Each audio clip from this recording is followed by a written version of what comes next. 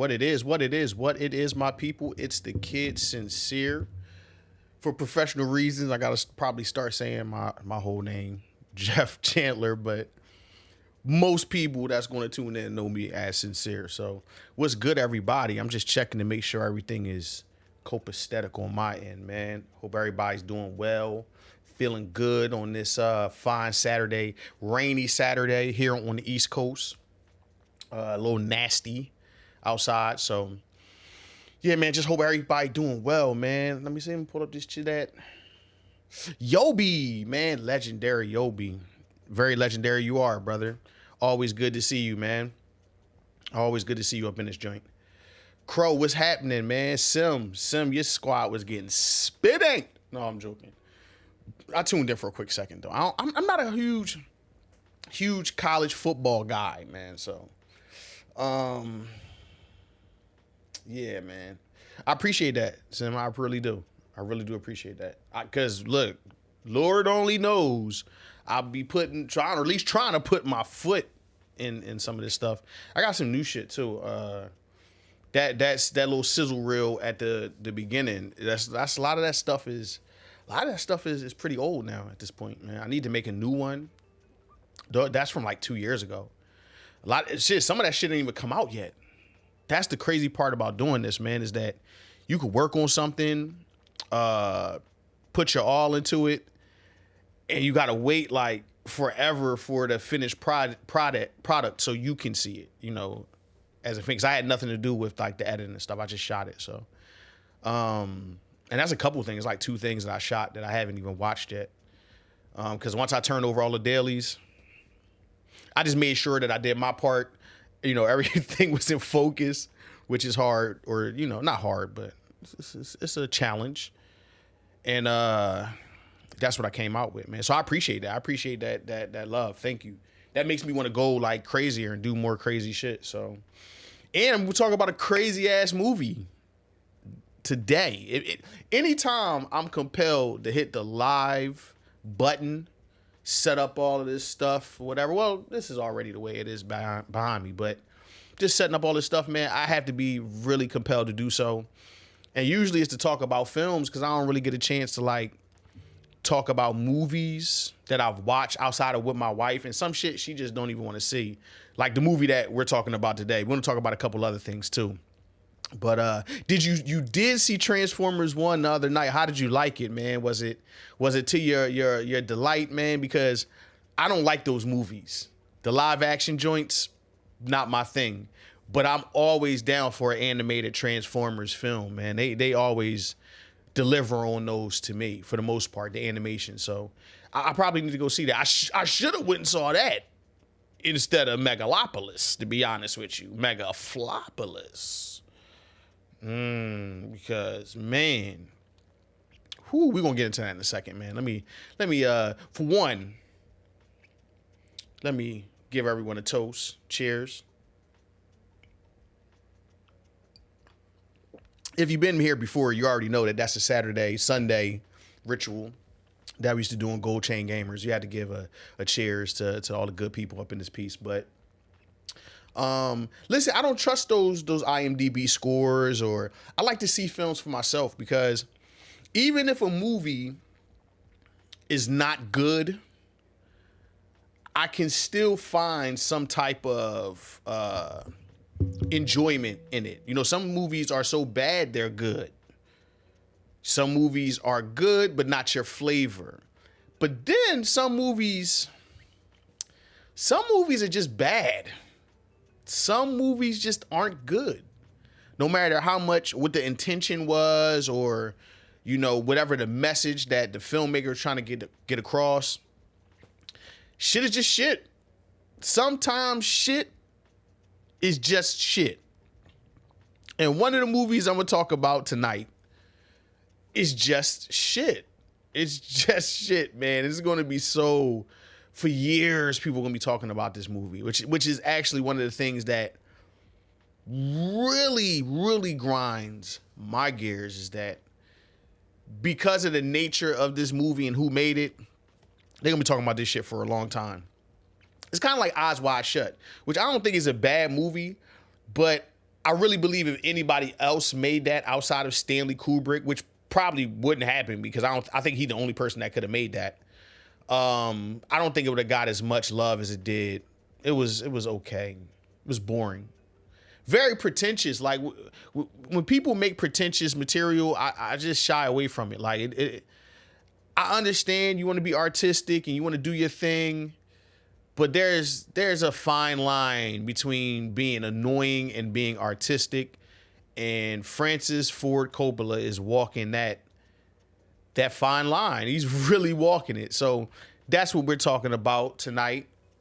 Megalopolis. Now, I would show you some footage from a trailer, but every time I do that, YouTube claps my cheeks and does some weird shit to my video. So I can't show you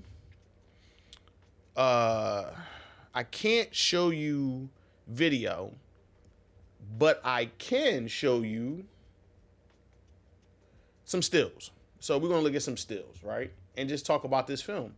For one, while I can't say all the way I'm a fan of Coppola, there is movies of his that I liked.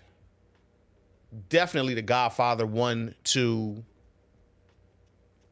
3 is cool. 3 is cool. 3 is not bad. But yeah, 3 is okay. I absolutely love Apocalypse Now. I love that movie. But a lot of the other stuff he did is just, it's all right, man. It's all right. It's okay. He's made some great movies. He's made some bad ones too. And we're all like, this is going to happen to everybody that attempts to make a film, like myself included.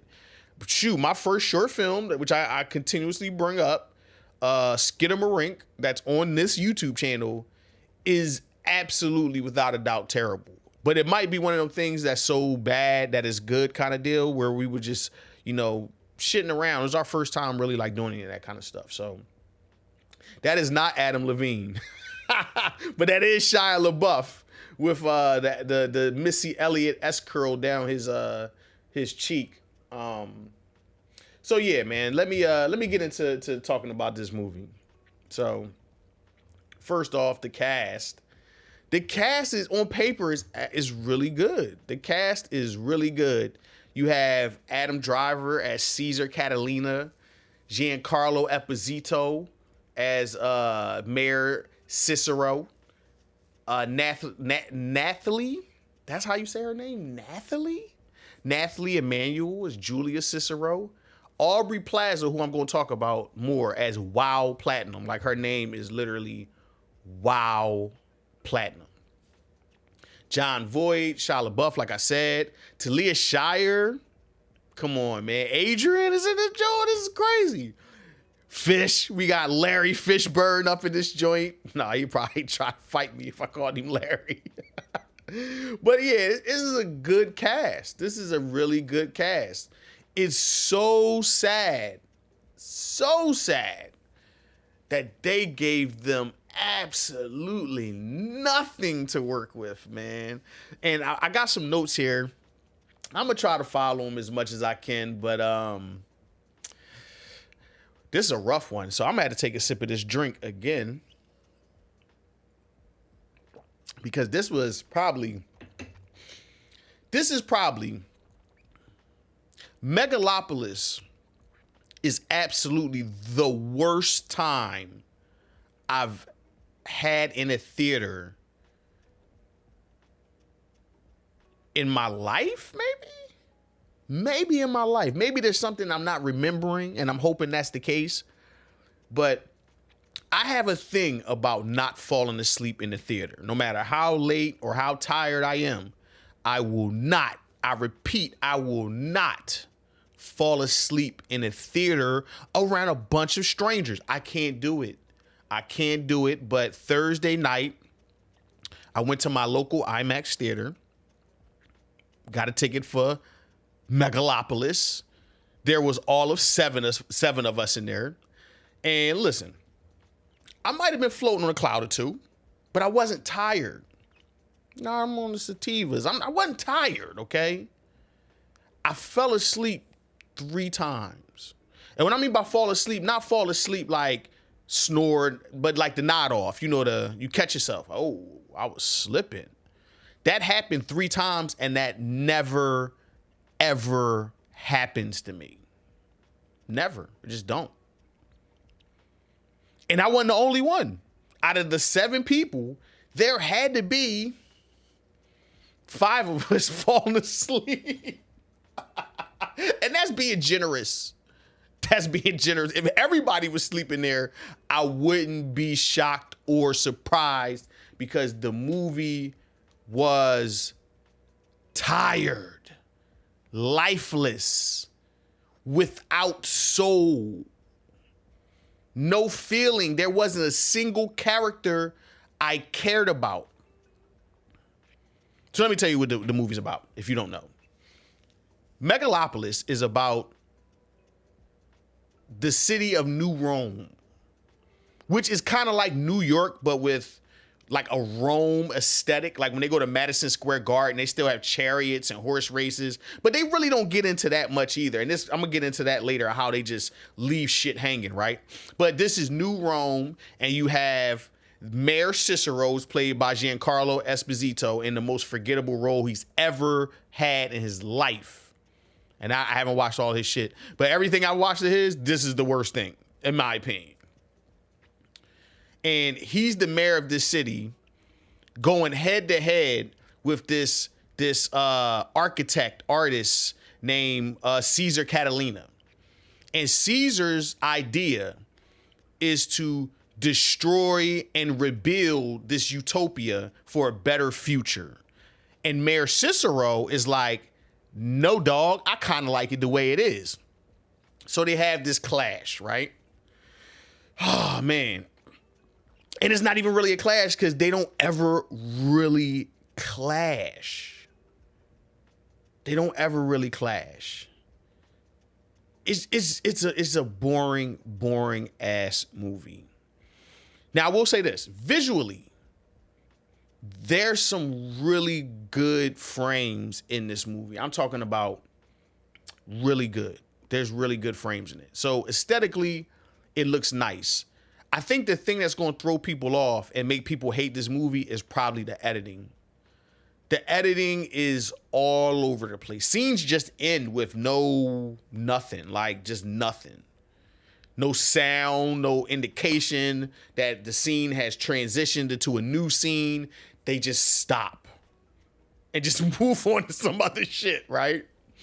Then there's these like, what you want to call them, like three frame transitions they have for montages. That's just weird. It's a lot of oddball shit in this film that does nothing to progress the story.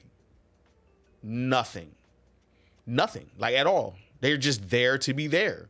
That's what makes me think this is a very pretentious film, where the filmmaker was just all in his head. He didn't care anything about me, you, none of us. This was all about him. And yes, if anyone knows the story about this film, Francis Ford Coppola threw 120 million of his own dollars at this film. He wanted to have a very expensive retirement party. I mean, it's a hell of a way to go out, right? Like, I'm doing it on my own course, something I believe in, but a lot of people, including myself, will not like this movie. They will not like this movie. There's not a satisfying conclusion, because it doesn't feel like there's any stakes. There's nothing to be afraid that's going to happen. There's nothing ominous. Just nothing. The fact that this has been in production for 40 years is wild, man. And there's some good themes there about like power, about civilization and evolution, and there's some good themes. They just don't dive into none of them outside of mentioning them every now and then. They don't get into the themes at all. I don't see why he feels the need to rebuild, because they're not showing me enough things that's messed up. For instance, in the Batman, the first 20 minutes of the movie is to establish how shitty Gotham City is and why there would be a need for a Batman. I'm in. You got me. Even though I know already why this is going on from being a fan of the material, the movie took it upon itself to remind me how bad this was, because when shit hits the fan, you'll understand why. One, shit don't even really hit the fan in this movie. And if it did, it don't feel like it. You don't feel it, right? There's like this back and forth between these. Nothing really happens, man. It's a boring ass movie. Jesus, is boring. Like, man, this is one of the most uninteresting movies I've ever watched. And that's what killed it, is that there's not even an interesting character. Like, I'm looking at my notes. Adam Driver is trying to be like this wacky artist, and it doesn't really do anything. Shia LaBeouf is having fun. He's being like a villain, snob. He's having a good time. But Aubrey Plaza as Wild Platinum is probably like the best performance in here, because John Voight is just not really doing anything. Giancarlo Esposito is not really doing anything.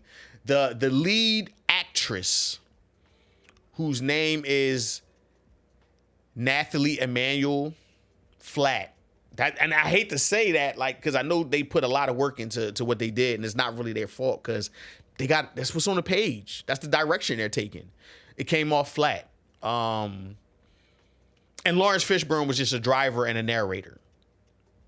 That's it. That's it. Nothing else happened. I can't even give you a set piece that was like, wow. I know that they showed that thing at the beginning, and I haven't even mentioned it, because it doesn't even matter. And it's that Caesar Catalina can stop time. He can control time. So time is supposed to be a theme in the film that they don't do shit with. Nothing. We don't even know why. I mean, maybe if they did, I didn't even catch how they explained it. It didn't matter. It didn't matter at all. So I don't even know why it was in there. It was like a good piece for the trailer to show him stopping time and rewinding shit. And they didn't even expound on that. They just kind of left it there. And then they introduced some more characters, and some other shit happens, and everything is at golden hour. Movie sucked, dude. It sucked completely. Terrible. And I feel like they used IMAX to drive the ticket prices up so they can make as much money back as quickly as they can. Because IMAX, no bullshit, IMAX made this movie worse for me. It made me notice the things that I wouldn't have noticed otherwise. Like, for instance, everybody watches films that use green screen, and some of them are egregiously bad. Like, some of them are awful. Was it on for a second? Okay, that ain't do nothing. Why does this do this? My apologies, y'all, but my screen, I'm streaming on my Mac and talking to y'all through a computer. All right, so long as they ain't do nothing, that's fine. But you talking about like a $25 ticket or whatever, right? IMAX literally made this movie worse, because you're in this huge theater with this tall ass screen. The sound is just all over you, around you. And one of the things I noticed immediately with this movie was that the sound wasn't nothing special. It was the best thing I could use for this movie, the best word I could use for it, flat. Everything felt flat. That's what it just was, a flat movie. The audio was flat. The soundtrack was flat. The score, flat. The visuals, while some of them was good, they didn't wow me either. And I'm going to talk about another movie where I really, really enjoyed the visuals. This didn't do it. It felt flat. The costume design, flat. I really didn't get the feel that New Rome needed this makeover that Adam Driver's character Caesar was trying to propose. I didn't see it. He was going around like, he was like the master gentrifier, you know, tear down some projects to go build some other shit. Like, I didn't like him. And throughout the movie, I'm like, why is this person the main character and he has no redeemable qualities? Like, I don't like his personality. I don't even like the mission he's on. I don't like him. And I feel like you don't have to have a character that's, okay, for instance, I liked Stone Cold Steve Austin when he was doing bad guy shit because he was likable even though he was a bad guy. So you can do things like that. You have Scarface. He's a bad guy, but I kind of like him. You know what I'm saying? Take the, is it the T-1000? The liquid metal? And he didn't even say shit, but you liked him even though you knew he was bad.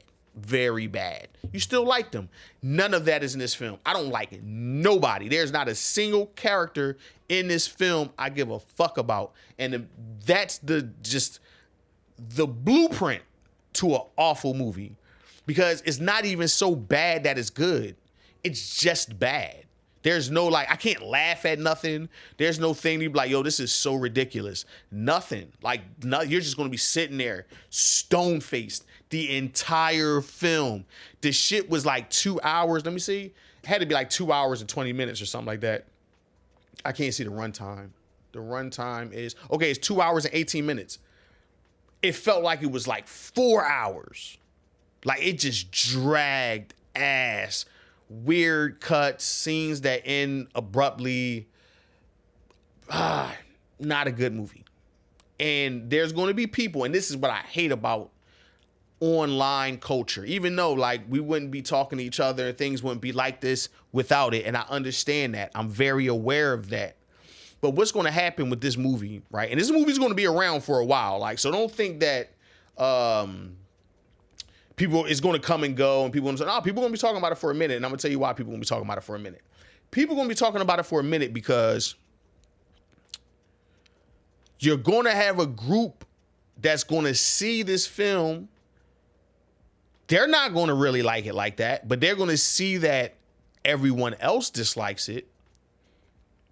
Be the contrarian and formulate why they like it, which is going to lead to that they understand what Coppola was trying to do and we don't.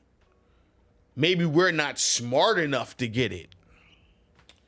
And I hate when people do this. Mr. John, what's going on, good brother?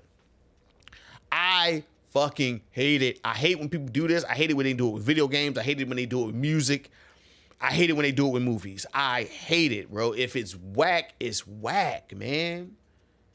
And I actually commend what Coppola's like 80 years old, man. He's super old and he's still making these big movies or things he's trying to do and be fully expressive creatively.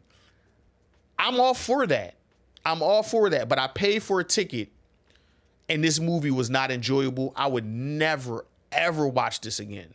Like for no reason. Some movies are bad and they have some type of quality I like. I love Belly. My name is Sincere. That name came from that movie. I love Belly, right? I love it.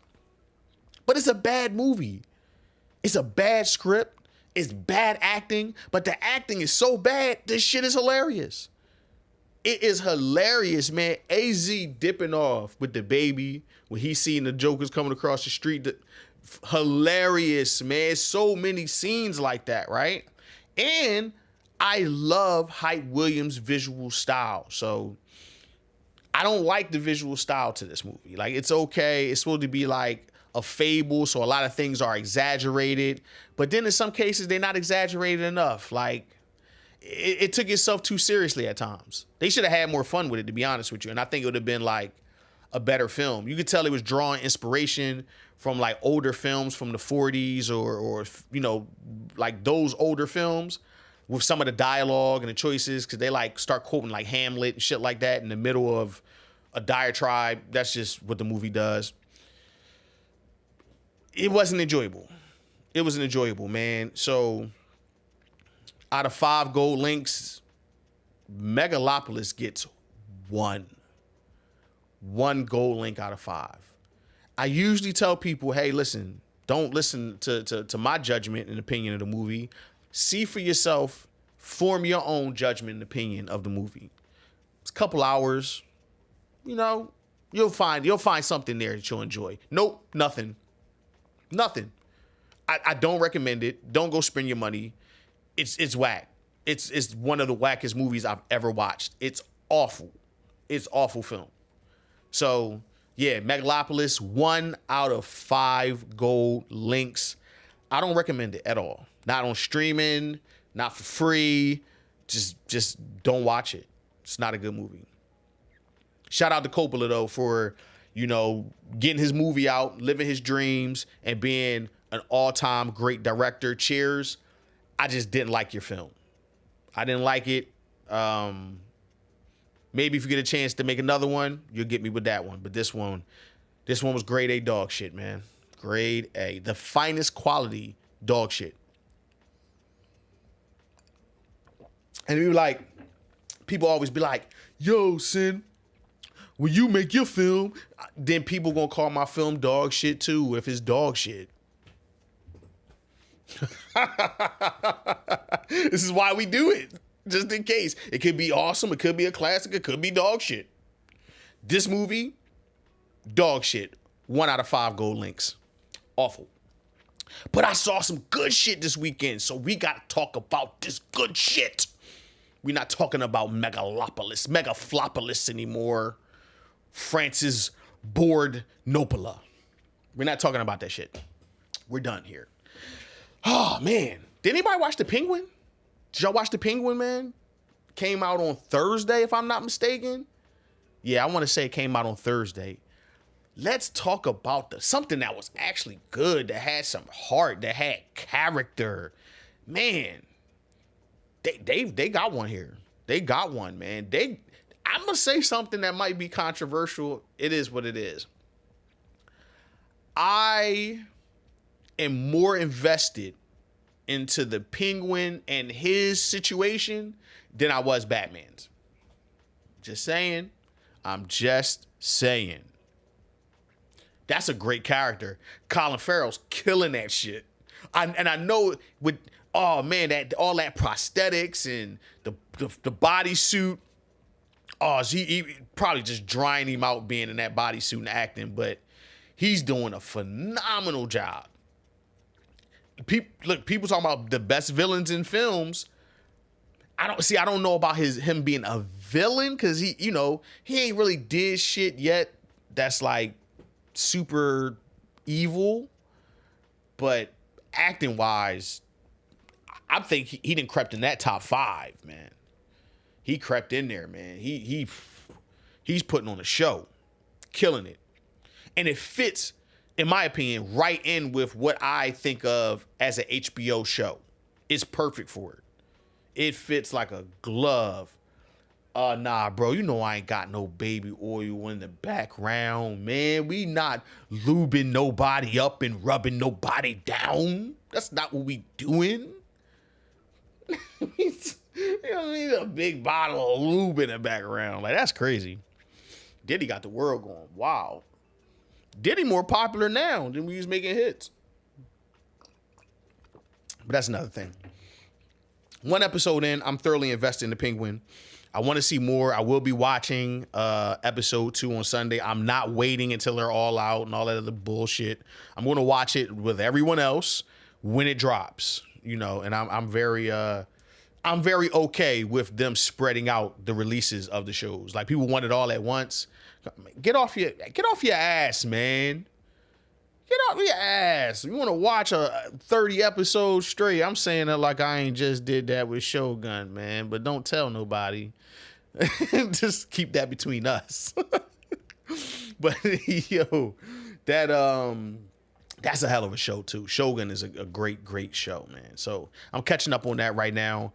I'm very, very much looking forward to the Penguin. And I watched a movie last night. I'm talking about this movie. I'm still thinking about this movie, and I apologize that where it maybe my input on Megalopolis was kind of thin, because To be honest with you, it's Saturday. I watched it Thursday night, and I forgot a lot of that shit because there's nothing memorable to talk about. But I watched this movie called The Substance that was released by this streaming platform I've been watching called Mubi. Now, I thought it was going to premiere on Mubi, thinking I was going to watch it on there. No, it's in theaters only. I got a chance to check it out. So far, and I watched a lot of movies this year. Crept in my top 5. Crept in my top 5 of the year. This movie is, I like the message. I like what it's trying to say.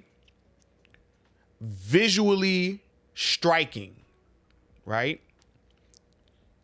And utterly disgusting or horrific when it wants to be. Like, oh my God. It was one of the movies where sometimes I was like this, You know, when you start making them sounds and shit, when you really don't want to look, but you still want to look, yeah, that shit was ugly. Great film. I really enjoyed it. It kind of fell off the rails towards the end, got a little wild, you know, but for the most part, it was probably the most enjoyable horror movie. Did Talk to Me didn't come out this year? That was last year. Horror movies, they was whack this year. So clearly, it's the best horror movie I've watched for sure. The best. You know, it was a lot of like Omen. What else I seen this year?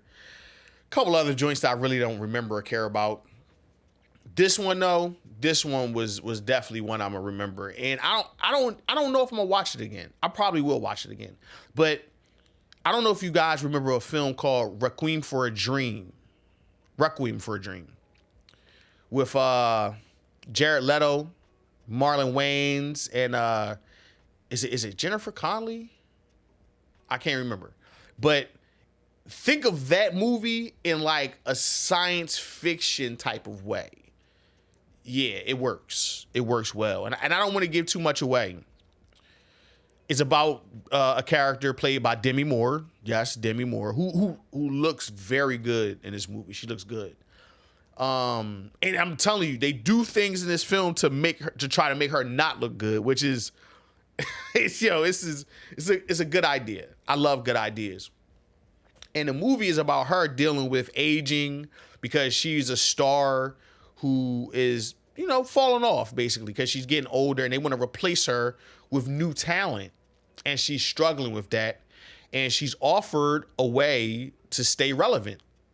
And it's this thing called The Substance. And that's where our movie just gets going. And it just, man, it goes in so many different directions. But a part of me really loves it because I can tell that one, this wasn't done with a large budget. So they used all of their resources and they got creative with it, man. Some of the shots using wide angle lenses. This one is not even that wide. This is a 16 mil on the APS-C. So it's like a 24, 26 millimeter or something like that, right? I'm talking about they're using like real 16 millimeter wide with the warped edges and all of that shit, right? And they use that to isolate characters, to make them feel like they're alone, and the shit works, man. It works. It's set design, color, all of these things, man. Even the gore and the grossness of it is all thought out well thought out ideas. And the people that did it had to use their resources to the best of their ability, and it just made a good film. It was funny when it needed to be. Dennis Quaid in it, and I know a lot of people not feeling Dennis Quaid. The good thing about it is, if you watch this movie, you can hate him even more because he is absolutely hateable in this film. You feel what I'm saying? It's definitely worth a watch, for sure. Now, if I was rating this movie, I would give this 4 out of 5 gold links. This is a really, really good movie. I'm going to watch it again. I'm going to get grossed out again, even though it's something that I'm not going to watch too many times. Because, like, Requiem for a Dream, I didn't watch for a long, I watched, like, maybe 3 or 4 times, right? And to me, that's not even a lot. For a movie, if I'm really feeling that movie, I done watched it so many times, right? This one I'm going to watch a few times. and then I gotta give it a breather because it's nasty, it's gross, and it's doing that on purpose because it wants you to feel what it's like to kind of like overdo it, like you're going a little bit too far. And y'all know who I'm talking about when I say going too far. The BBLs, the surgeries, you know, the Botox, the lips, the eyelashes. You even got guys now getting BBL abs, you know what I'm saying? BBL drizzy. I don't know what's going on. Or like, listen, I start going bald at 30, right? I said, fuck it and cut it off, right? You got dudes like, nah, I'm not doing that. I'm going to go get the surgery. You feel what I'm saying? I'm going to go get the surgery. I'm like, damn, that's crazy. You really going to go get surgery? Yeah, man. We in that era, and that movie really, really touches on this fucking BBL culture. People that's not comfortable inside their own skin. They don't feel good about who they are. And the movie really play on that, man. Play on that a lot. And I really enjoyed that. Man. It's a nice, gory, it's gross and disgusting at times. It'll freak you out a little bit. Not scary. Scary is different. It's not scary. It's not no jump scares, no shit like that. But it's so gross. It's like that. I'm trying to think like Scanners. You know the movies back in the day that were just fucking nasty? It has that vibe to it. You feel what I'm saying? It's trying to gross you out. And it does a tremendous job of that shit. It's called The Substance. It's probably not on streamers yet, but it will be soon. And whenever it do, if you don't want to go to the theater, because I know a lot of people don't like going to the theaters and shit like that no more. And I ain't even mad at you after watching fucking Megalopolis. I saw that shit in IMAX. I want my money back. So, they say, Mr. Coppola's lawyer here, hey, nigga, give me my money back. I need that. That movie was trash. Yeah, a lot of body horror. Tons of body horror. Yeah, man. It's got that, what's my man named? Kronberg? It's got the Kronberg vibes. Real nasty. Especially the ending. Ooh, the ending is disgusting. Woo! You got to say that like Mr. McMahon. I'm about to talk about that too. Disgusting. That shit was foul. Good movie though. And Demi Moore killed that shit. Demi Moore is trying to get more roles. Because she has so much prosthetics and shit on, man. She's trying to get some work, man. She wants some work. I feel it. But The Substance, 4 out of 5 gold links. Go see that movie. It's dope. Whether it's in the theater, the crib, don't matter. Go see it. It's fly. I want to talk about that a little bit, man. I'm not going to hold y'all too deep. We've been on for 40 minutes. I was trying to keep it like an hour. You know what I'm saying? I'm coming on an hour every Saturday. Talk about some flicks. You know, shit like that. Some creative, you know, things of that nature. Hard 8, man. What's going on, good brother? That's listen, I know I ain't in the games and shit like that, even though I'm still in the games. But that's my movie brethren right there, man. I fuck with him tough because he fucks with them films, man. Listen, he probably watching the shit TV this big, fucking, what you call that shit, man? Shit is like 12-bit color and all that kind of stuff, man. I just like people that like movies, man. I love films, man. I always did. It's like a past. That's how we connected when we was young boys, man, with the old heads. Watch movies and shit. You know, the Mac, was it Hell Up in Harlem, Cross 110th Street. You know what I'm saying? You watch the movies with your old heads just to connect with them, so you could be around them, so you can vibe with them and get some game from them. So yeah, man, I grew up watching a lot of movies, man. So movies is really, really my deal. I love movies. But yeah, man, he always sharing the good shit too. Like some shit I don't even be hip on. I'm like, what the fuck is this? You know what I'm saying? Let me go check him out. You know, like at the iPad. You know what I'm saying? See what's going on. So shout out to Hard 8, man. Shout out to my content creators getting busy. They're still out here doing the damn thing. I appreciate y'all. It's only a handful of people I stopped through and check out, man. So I really do appreciate y'all niggas, man. Yeah, man, it's a good one. I'm telling you, body horror. It's not one of those. It's not scary. It's more thoughtful. It's going to make you think about some things, especially about females, perception and appearance and things of that nature. But the body horror is filthy. It's disgusting in a good way, in a real good way. Check it out. But I did watch the documentary too. And I was talking shit about releasing all of the shit at the same time. Man, I watched all 6 hours of that Mr. McMahon documentary, right?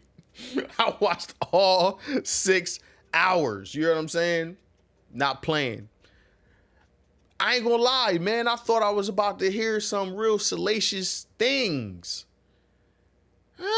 They played this one real close to the chest, man. Wasn't as salacious as I was hoping for.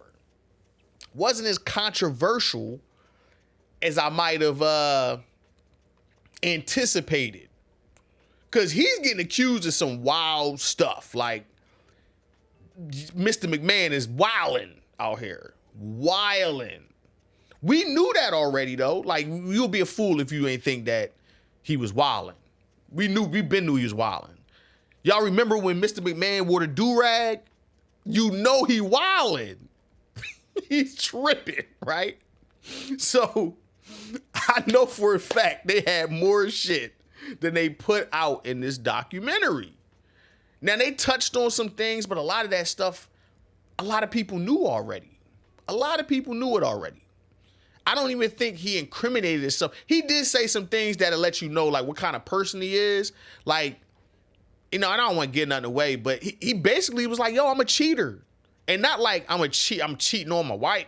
No, like I cheat at everything. I will cheat to win. I don't care. I just want to win. I was like, damn, that's cold. Like he'll do anything to win. So a guy like that, you know, you can't give me a back. You know what I'm saying? Pause. Like you just can't do that with him. So I don't know. Like that was really it. Everything else was like stuff we know. It felt like they was going through the history of WWE. We went through WrestleMania when they fell off and when WCW and like we know all this shit already. They got the Vice series and all this other stuff about the same thing. So it made me think that WWE is in on it. So it's not just an independent production. It's not a guy that's just, you know, this is a WWE thing. And you can feel the vibe. Like it's very much. If you don't know the history of WWE, you'll have a better understanding of it after watching that Mr. McMahon documentary. What you won't have is an insight on why this man is crazy. You won't, because they don't talk about none of that shit. You got better stories about how crazy Vince McMahon is from the little YouTube videos where an angry wrestler get on a podcast and start talking shit. Those stories are way better than what was in that documentary. I don't even know why Vince was mad at it or why he tried to buy it back or any of that shit that was going on, because I feel the exact same way about Vince McMahon after watching that as I did before watching it. Same shit. They didn't expound on anything that we didn't already know. They even interviewed his wife, and they never even asked her how she felt about him being creepy. They just was asking her about her being a part of storylines that were creepy. The storyline she was in was some creepy shit for real, for real. Like he thought that she was, you know, destitute and she couldn't talk or nothing. And he was messing with, I can't remember the female name. I think her name was Trish Stratus. And they was, she ain't even mention how she felt about it. I would have liked to hear that. I would have wanted to hear what she got her thoughts on that. Of course, she gonna stand by her man, but we here now, Linda McMahon. I want to hear some bullshit. You like Stephanie. You kind of could tell Stephanie was like, I don't want to destroy dude, but you know they already know he fucked up. So she just kind of was like, yeah, he's a little shitty.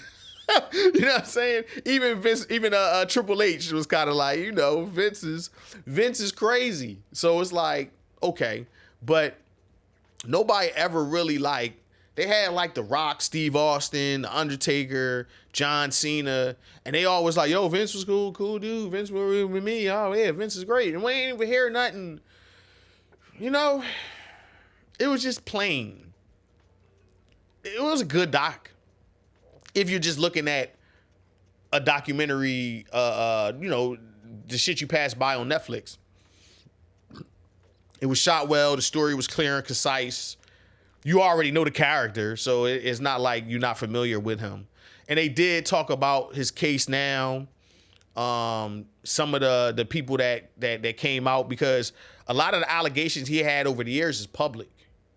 He's been getting called out for sexual misconduct. It's not new. Him being a freak ain't new.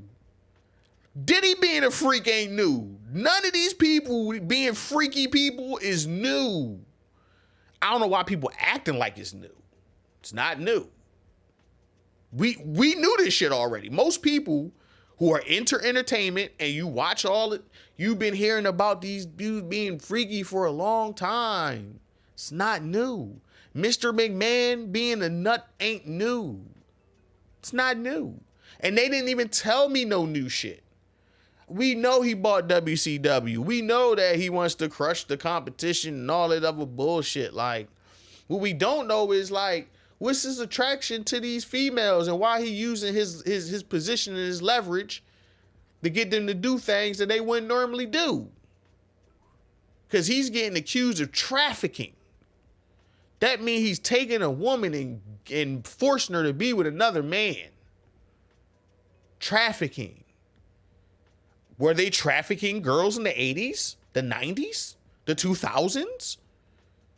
None of that shit got bought up. And that go to show you how long that money is. Because that's the shit they should have been asking, and they didn't ask him. They was throwing him softball questions. So, Vince, how was it to make WrestleMania? Like, that kind of shit. Like, I didn't feel like it got, like, too personal, really. I didn't want to hear about Vince's career. I wanted to hear about Vince the person. Because I don't know if y'all read some of the stuff that Sis said that he was making her do. But it's crazy. Crazy. The fact that he was even wanting to do any of that shit is crazy. Listen, you know, everybody wanted some sex. God, shit. He was on a whole nother level. Man. He's crazy. So, you know, very mundane, stick to the script ass documentary. Didn't really do much for me. It wasn't bad. Nothing to talk about, though. That's why when it came out, people was kind of hype on it. If you notice, it's been out since Wednesday and haven't heard much about it, really, because you didn't discover anything new about the man. It just was there. So if you like WWE, it's cool. And I like WWE. I like pro wrestling in general. So, or sports entertainment. I like sports entertainment. So for me, it was fine. As far as that is, but it being marketed as this kind of like expose of Vince McMahon, that's what it's not. It's not that. That's all marketing, because that's not what the product is. So that documentary gets like, I'll give it 2.5 out of 5 gold links. Yeah, it's okay. Nothing that I want to think about afterwards. The only reason I'm thinking about it now is I'm talking to y'all about it. Other than that, I'd have been forgot about it. It was all right. But yeah, man. What y'all watching? What's on your playlist, man? What's on your watch list? I said playlist. What's on your watch list? I seen Hardy say he got the Vince McMahon joint in the queue. What I'm looking forward to watch? I'm looking forward to watching episode 2 of Penguin. I'm looking forward to finishing Shogun. I think I got maybe 3 more episodes left. What else I want to do? What else I want to watch? I want to watch. I watched Agatha, man. I watched all 3 episodes of Agatha. It's okay. It's all right. It's all right, man.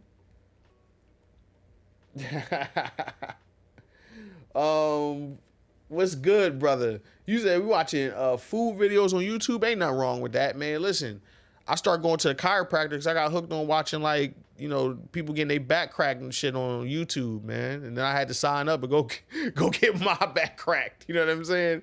So yeah, man, I definitely went down a weird like rabbit hole watching crazy shit.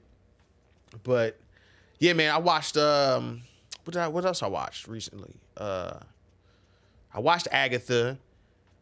Nothing. I mean, you know, I don't want to say nothing to write home about. It's all right. It's all right. It's not bad. It's entertaining. It's just not nothing to be screaming about like, you guys, I saw this. It's okay. It's all right. Something to watch. You know what I'm saying? They were like, I'm really looking forward to the Penguin because that first episode, man, thoroughly entertained by that. This was like, oh, this is cool. Then I watched the second episode. Oh, this is okay. Watched the third episode. Like, this was all right. I like this episode. But never like, woo, that shit is, man. You ever watch something? Y'all know what I'm talking about. You watch that shit and the credits hit, boom, and then the music start playing and you sitting there like, damn. You ready to watch the next episode ASAP. You know what I'm saying? That's not what happened with Agatha. Agatha all along. It's not what happened. But it's decent. And for real, they shows ain't really been nothing special to me. Even Loki's okay. Like I wasn't one of the people that went crazy for Loki. It was aight. This is aight. Just like that. It's aight. It's not bad. It's not crazy. It's aight. I can't remember the name of the actress that plays Agatha, like Kathleen or something, if I'm not mistaken. She's good. She's good. She's a great actress. She's all in on the role, and she's not phoning it in. Not at all. No, in fact, nobody is. Everybody's in it. Everybody's believable. But nothing crazy. So, you know. Yobi, you are watch SWAT. DC Legends tomorrow. I couldn't get into that. Titans, I did watch Titans. All American is awesome. Black Lightning. Oof, man, I hate to get at my brothers and sisters, but that show is dog shit. That show is trash. That show is trash, man. Listen. You know how people be like, oh, listen, if you think it's so bad, motherfucker, go make it yourself. Say no more. Say no more, yo. Because that old homogenized urban life bullshit that they was putting together, man, I didn't like that, man. It's like some things you can't put that CW skin on. You know what I'm saying? You can't put the CW skin on something that's supposed to be as heavy as a black man with superpowers protecting his hood from people that's kidnapped. No, man, that's supposed to be way heavier than it is, man. That shit ain't heavy at all. In fact, the last 2 times they did that, it wasn't heavy, man. Luke Cage and this goddamn Black Lightning, man. Where's Meteor Man when you need him, man? Where is that nigga at, man? Where's Meteor Man when you need him? We're looking for Meteor Man. This shit's out of pocket. Black Panther was brother's only hope, and they made a sequel without the Black Panther. What the fuck, man? Krondon is actually dope in that joint, man. That's the truth. We need a black superhero. Oh my God. He has to shoot lightning out of his ass. Like, whose idea is that, man? Like, I was cool with the Luke Cage being bulletproof shit because as a person that grew up in the neighborhood I grew up in and seen the shit that I saw and been a part of some of that shit and did some, being bulletproof is a hell of a superpower to have. Like, you're controlling shit if you're bulletproof, right? So I got that. I like that. But then they put the funk music in there. Everything was fucking tinted yellow. And they were trying to make it like some old 70s black exploitation shit. But they ain't really want to lean into it. They didn't know what the hell they was doing, man. They didn't know what they was doing. They didn't know what black people wanted to see. They should have just watched Power and made Power with fucking superpower. No, they shouldn't have did that. They shouldn't have did that. Let me stop, man. Oh, you say incriminate my... Nah, bro. I'm so far removed from that, man. There ain't no incrimination going on. It's only incrimination if you're actually a part of that the activities, man. I know they can retroactively do stuff, but I didn't do no shit that was that bad. There's some shit, but it wasn't that bad. So I'm more than comfortable talking about it now. But yeah, man, Meteor Man. And look, man, watch Meteor Man and Blank Man today. They're not good either. That's just the truth. They're not good. More Meteor Man. Meteor Man is pretty bad. Blank Man is funny. It's not good, but it's funny. Meteor Man was dog shit, man. It's just good memories, man. It's good memories. Like my nigga Luther with the little pistol, man. Like, it's so much shit in that movie that you could bid off of, man. They definitely killed Mahershala Ali off way too soon. His character should have been the overarching. But I watched the interview, or read an interview. Watched or read, one of them. I watched the interview, and he said the only way he was going to be a part of that show is if they killed him off before it was over. Because he was not coming back for season 2. That's the only way he signed up for the role. Otherwise, he wouldn't have did it. And he was like, it's just other shit I want to do. Like, I don't want to get stuck there. I was like, that's what's up. I feel that. Because you're getting stuck as, a supporting character. I get it. I understand that. He wants to be a lead. You know, you talking about a brother that, if I'm not mistaken, he got like 2 Oscars or some shit. He like, man, I'm not being nobody's sidekick no more. I need my own shit. That's why when the Blaze shit came around, he said, y'all got me. I'm in. Even now, he probably want to get away from it because it's so messy. But, man, just knowing that you might be a part of that IP that lasts decades, you know. Wes is still like, not saying that he needed Blade in particular because he has a great resume. But we know, like, in that circuit of people, the Blade shit, like, people was like, yo, that's Blade, man. Like, to a lot of people, that nigga's Blade. Wesley Snipes is Blade to them. You know, and I know some actors don't like that because they don't want to be, like, typecast and stuff like that, and I get it.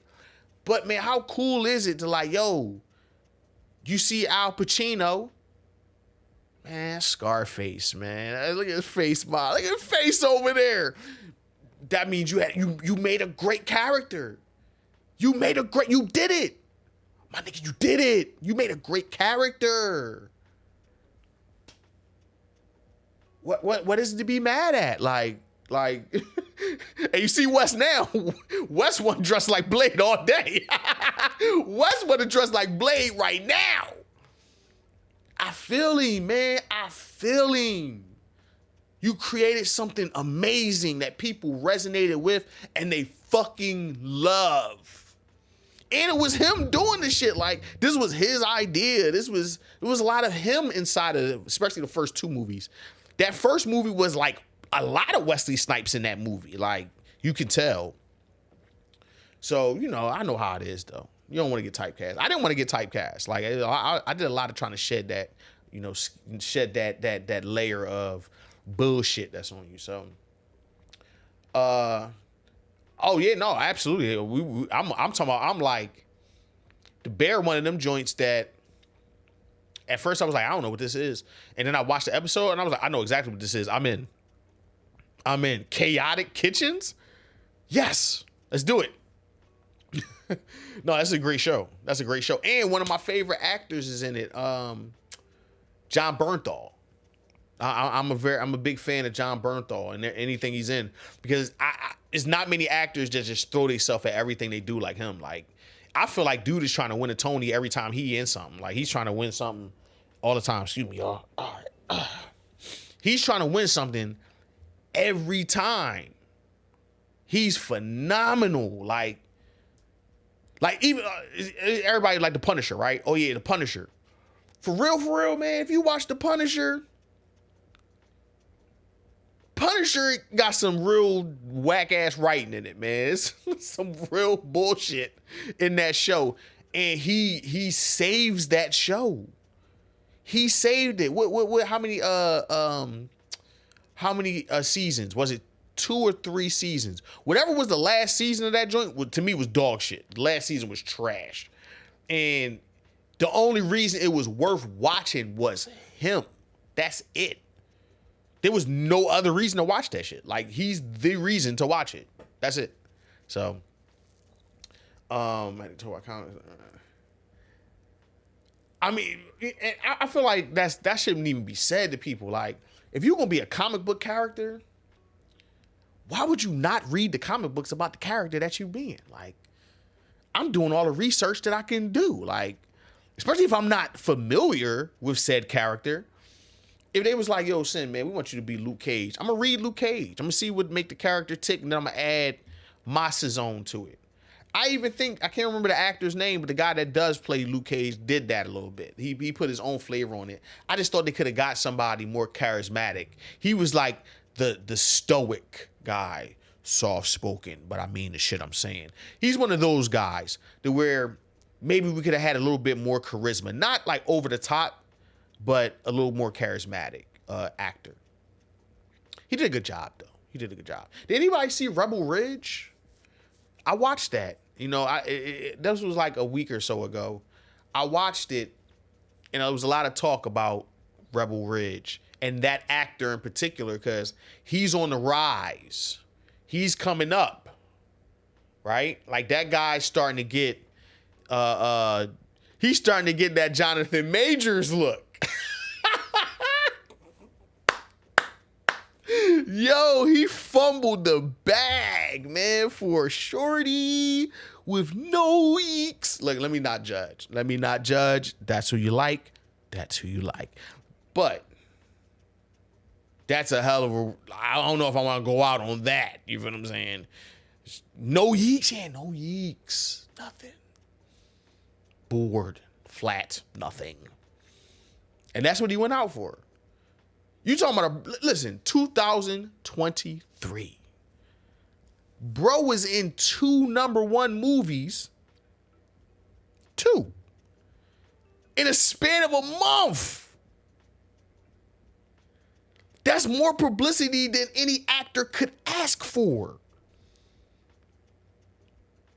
Bro really fumbled the bag. And now my man with the hazel eyes from Rebel Ridge is about to slide right in there. He's about to slide right in there. She ain't had no yeeks, bro. You ain't had to chase her. You ain't had to do nothing. You ain't had to touch her, hit her. You could have just left. Bro, you got 2 #1s. Think about it. Just that fast, he had Megan Good. Like this. Bro went to the first day of trial with Megan Good. Megan still looks good. Come on, man. Crazy, bro. When I seen what he fumbled the bag over, couldn't fucking believe it. I was like, yo, this is like a person just risking it all for Sarah J. Not risk it all. You can't risk everything, man. Not that. Oh man, but I can't remember the actor's name, but the guy from Rebel Ridge he's coming for the title. Okay, he's taking that bag, brother. He's taking that bag, man. Salute to him, though. That movie was cool. That was a cool movie. It wasn't nothing crazy, though. And I'm pretty sure, not me, I was accepting of the film and the story that they were telling. But it definitely gave you, we don't want to go too far vibes. Black guy going to war with the police. I get it. I get it. But in a way, it's like, don't set me up for it, though. I felt like it was setting me up for it to let me down easy. I feel like that's what they did. And I feel like a lot of people walked away from that movie the same way. Because you thought you was going to get this, like, this revenge kind of thing, and he's going at these guys. And he didn't really go at them like that. I don't want to spoil the flick, because you should still watch it, because it's enjoyable. I enjoyed it. And I was kind of like trying to figure out what's going on. I was really into it. But then we got to the end. And I was like, huh. That's it? That's it? Ah, okay. I wasn't mad. But I was just like, okay. Okay. All right. You know, that's how I felt. Like, all right. Okay. It's cool. It's okay. I wasn't like, yo, this shit. I didn't want to go tweet and talk about nothing. It was just like, oh, okay. It was all right. It was all right. Wasn't bad. I'm not saying no bad. And I'm going to start rating the stuff that I watch with gold links. So I don't know if y'all saw that. That's what I was doing today. That's like a 3 out of 5 gold links for me. Rebel Ridge. Because it was enjoyable. If a movie's enjoyable, I don't have really anything against it, right? Long as I enjoyed myself, long as I enjoyed watching it. When I don't enjoy watching something, you know what? I take it back. I gave Megalopolis a 1 out of 3 gold links. I'm 1 out of 5 gold links. I scratch that. 0 out of 5 gold links. Don't watch it. Wasn't enjoyable. There's nothing enjoyable in that movie. So I take that back. Because Rebel Ridge, enjoyable. Probably not like one of the best movies okay, whatever. I enjoyed it. It was fun to watch. That shit wasn't fun to watch. 0 out of 5 gold links. Bum shit. And coming from such a great filmmaker. I was talking to Dallas about this shit earlier. So Dallas already knew what it was in for, right? Oh, 0 links for Madam Web. Are we rating the Marvel Fox universe movies? Cause aren't they all bad? They're all bad. But Venom is bad in an enjoyable way, though. See? You can be bad and be some dog shit, but be enjoyable. That's all a film goer can ask for, is to enjoy what they're watching. Even if it wasn't the most thought-provoking, exciting, heart-racing shit that you ever saw in your life, cool. But I enjoyed it, and I don't feel like I wasted my money or time. And that's just not the case with Megalopolis. And it's probably not going to make too much more money. And, you know, it's probably good as it doesn't, because it's not a good film at all. Damn, my bad, man. I see Dallas up in this thing. My man Avadon, all the good brothers in here today, man. Look, y'all got me feeling good for streaming, man. Why y'all doing this to me, man? Don't gas me up. I'm not back. No, I'm joking. I want to do this more often, but I have to talk about films because it's easier for me to watch films. Like, I watch movies all the time, man. Like, all the time. Like, just all the time. So it's a lot easier for me, man. Jet up in this thing, slandering me, man. I know he was slandering me. I just missed it. I missed it coming through. I saw it. When I seen it, I said, yep, he's slandering me. No. Oh, man. He said, yeah. Oh, that would have been what's up, bro. But it's all good, man. I'm just happy to see y'all in here, man. Happy that everybody's doing well. It's a Saturday night. Motherfuckers could be doing a lot of other shit. So rocking out, man, it's a good thing. I'm just and to be honest with you, bro, me being on Twitch probably was not a mistake. Like, I regret doing it, but I don't think I really set that up right. So I don't know. Is this saying that is the title like about Megalopolis, or is it about like some shit? Because I think the last thing I streamed on Twitch was like me talking about Ant-Man and the Wasp last year. So maybe it updated. Hopefully it updated. So, yeah, man. Yeah, it's good seeing everybody up in this piece, man. It really is, man. I'm just happy that I could do this today. I really am. I really am. So I'm gonna try to do this every week. Every week, you know, right now, an hour, a little over an hour. Even if it's nothing that's like, you got these big event things where like Dune 2 comes out. Everybody's talking about Dune 2. You know what I'm saying? What's the next big Marvel flick? But like Deadpool and Wolverine. We did stream for Deadpool and Wolverine. So I did stream talking about Deadpool and Wolverine. And even some smaller films, man, because I watch a lot of shit, man. I watch a lot of indie stuff. I like watching filmmakers on their way up to the game, because they ain't got polluted by the system yet. The system's gonna pollute you, because you're gonna have to make commercially viable things so you can make some money. And that's the thing about filmmaking people don't understand. You have to make some money, or you're gonna be out of here, man. They're gonna get you out of here, man. They're gonna get you out of here. You have to make money, or have the intentions of making money. It's a business. It's entertainment. It's artistic. It's creative. It's all of those things. But you have to make money. And if you got an idea that's not going to make money, like Francis Ford Coppola, who just wanted to make some shit he wanted to make, you're going to have a tough time. See, he already made it. He's already in the game. He had $120 million of his own money to make this shit.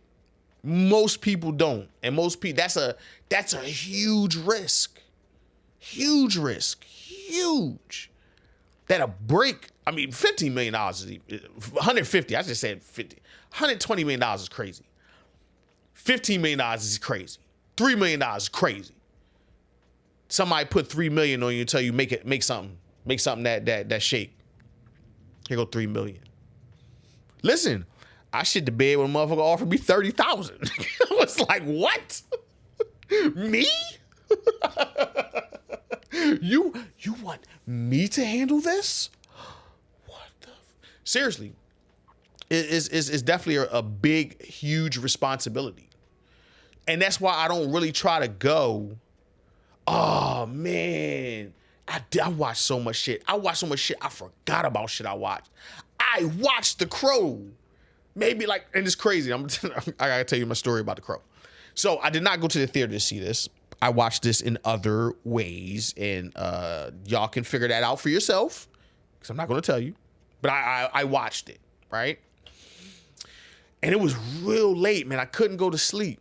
I just couldn't go to sleep, man. I had a lot of shit on my mind. So I stayed up, and I watched The Crow. And my wife came downstairs and said, baby, time to go to bed. I said, damn. So I look up. I said, nah, I'm still watching this. She said, man, you was just sleep sitting up. I was like, damn, I was sleep. I was sleep like this. Sitting up, like, man, that movie was ass-tastic. That is another ass-tastic movie, man. I can't even rate that shit because I'm pretty sure I didn't watch the last half an hour. I didn't watch the last half an hour of the movie, and that's why I didn't want to talk about The Crow, because I didn't finish The Crow. But what I watched wasn't good. It wasn't good at all. And I'm so glad I didn't watch that shit in the movies. So glad. I knew it was going to be bad. I knew that already. I just didn't know how bad. It's pretty bad. It's not Megalopolis bad, though, because things actually happen in this film. But it's bad, though. It's definitely a bad movie. And they probably should have just left The Crow alone. They probably should leave a lot of this shit that they remaking alone, man, and just make some new stuff. Because every time they make new stuff, I feel like it's working. I feel like a lot of the new stuff in film is getting over. It's getting over. And over the course of the next 10 years, you should be able to create some new IP, some new franchises. We shouldn't be leaning on Harry Potter as much as you lean on Harry Potter. We shouldn't be leaning on Marvel as much as you leaning on Marvel. It should be times and spaces where you can create that new IP and draw new, younger viewers, even older viewers, but let's just keep it with the younger viewers. Younger viewers into the films and the movies. Because the thing is, they want to get people to go to theaters. The money in streaming is not there. I don't know how many people is familiar with the music business, but it's crumbling. Rome is falling right now, bro. The music business is in shambles right now, man. It's awful. And a lot of that is streaming. The movie business is I wouldn't say the movie business is in shambles, but it's a lot of confusion because it's no money. It's no money. The money is it's tough, man. It's tough to make money doing it, man. It's tough to make money doing any of this shit. For real, for real. So, the streaming of the movies and the subscription model is putting a headlock on content. Think about it. A movie could drop Friday night. And if you got the right equipment, you could watch it in your house Friday night. You feel what I'm saying? We at that point, even though that's always existed, now it's instantaneous. How do you make money? How? It's just, it's tough. You know, so like I really want to make a feature film. So I'm pretty sure anybody that know me knows this already. This is not a secret or some shit that I'm hiding. I got scripts I've written.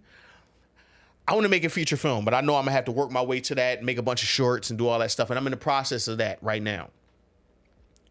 But a part of me is like, man, do I really want to do that? I mean, I guess I do to see where I fall or stand or succeed, fail, whatever. But fuck, it's no money. And I'm watching guys put serious bread into these films that's just not going nowhere. Unless you make 20 Tubi movies. They making bread.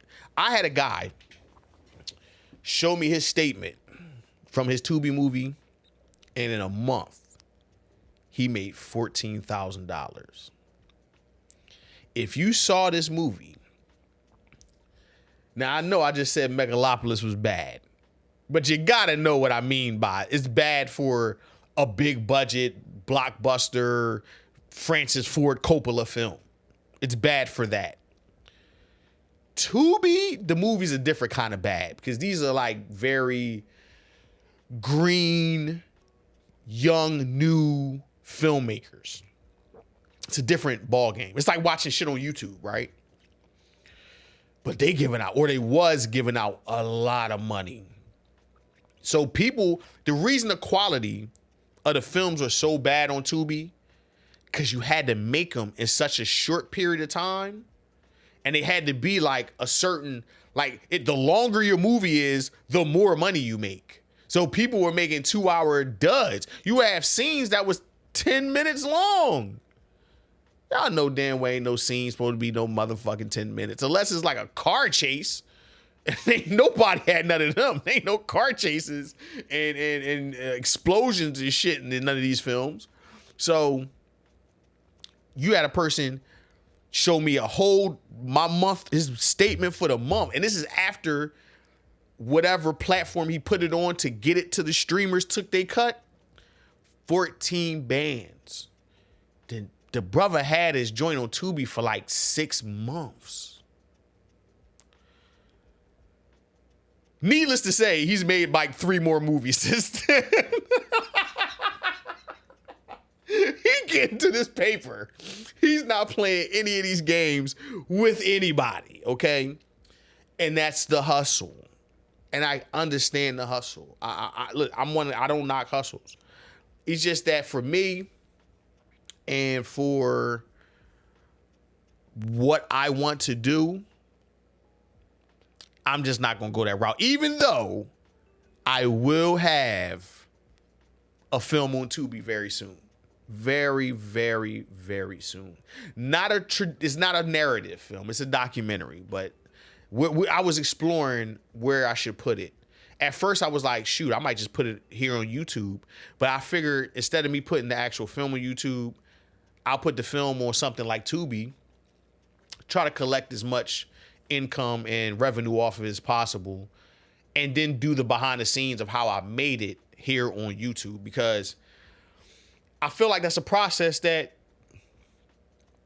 I feel like it helps some creators, not just people that's making films, but creators in general, creatives in general. So I think I'm gonna do that. I'm gonna go that route, but I'm not finished yet. I'm still editing. So you somebody, is he hiring?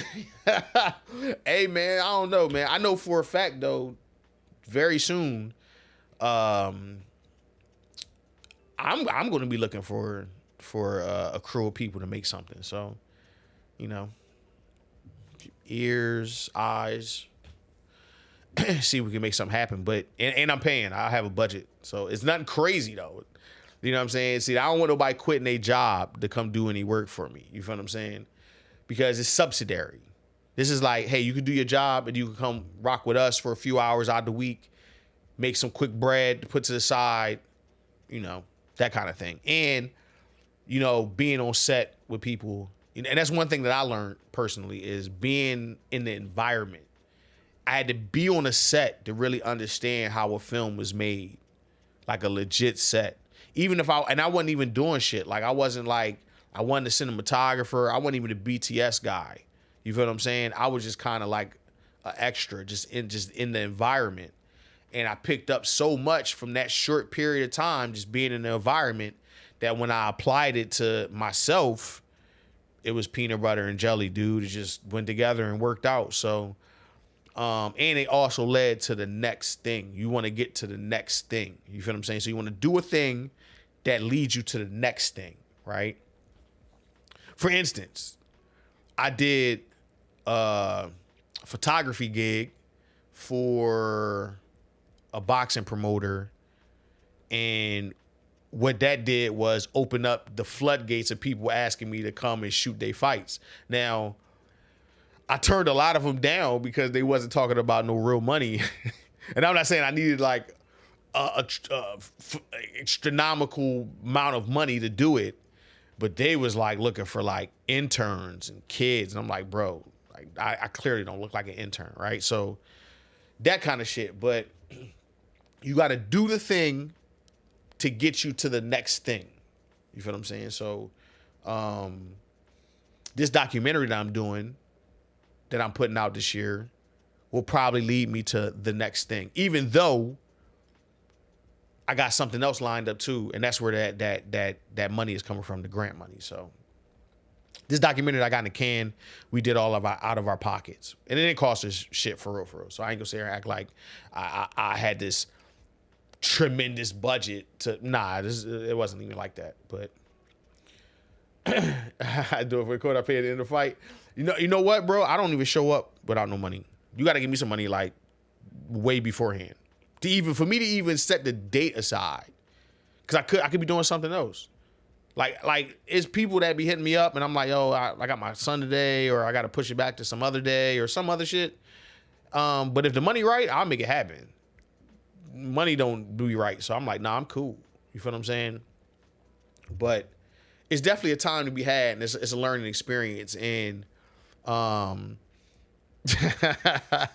know, on an RDJ deal, man, I don't think I'm ever gonna give out them, man, unless Ryan Coogler busy and they need somebody else to direct a new Black Panther. I got some ideas. I got some good ideas. It'll be a smaller film for sure. I'm not going to spend $200 million to make a Black Panther film. And then when I look at budgets, man, budgets is crazy. Like the film that I want to make, which I'm not going to say now, but for the people that's in the Discord, for the people that y'all know what I want to make, right? to make it how I want to make it, I probably need like $3 million.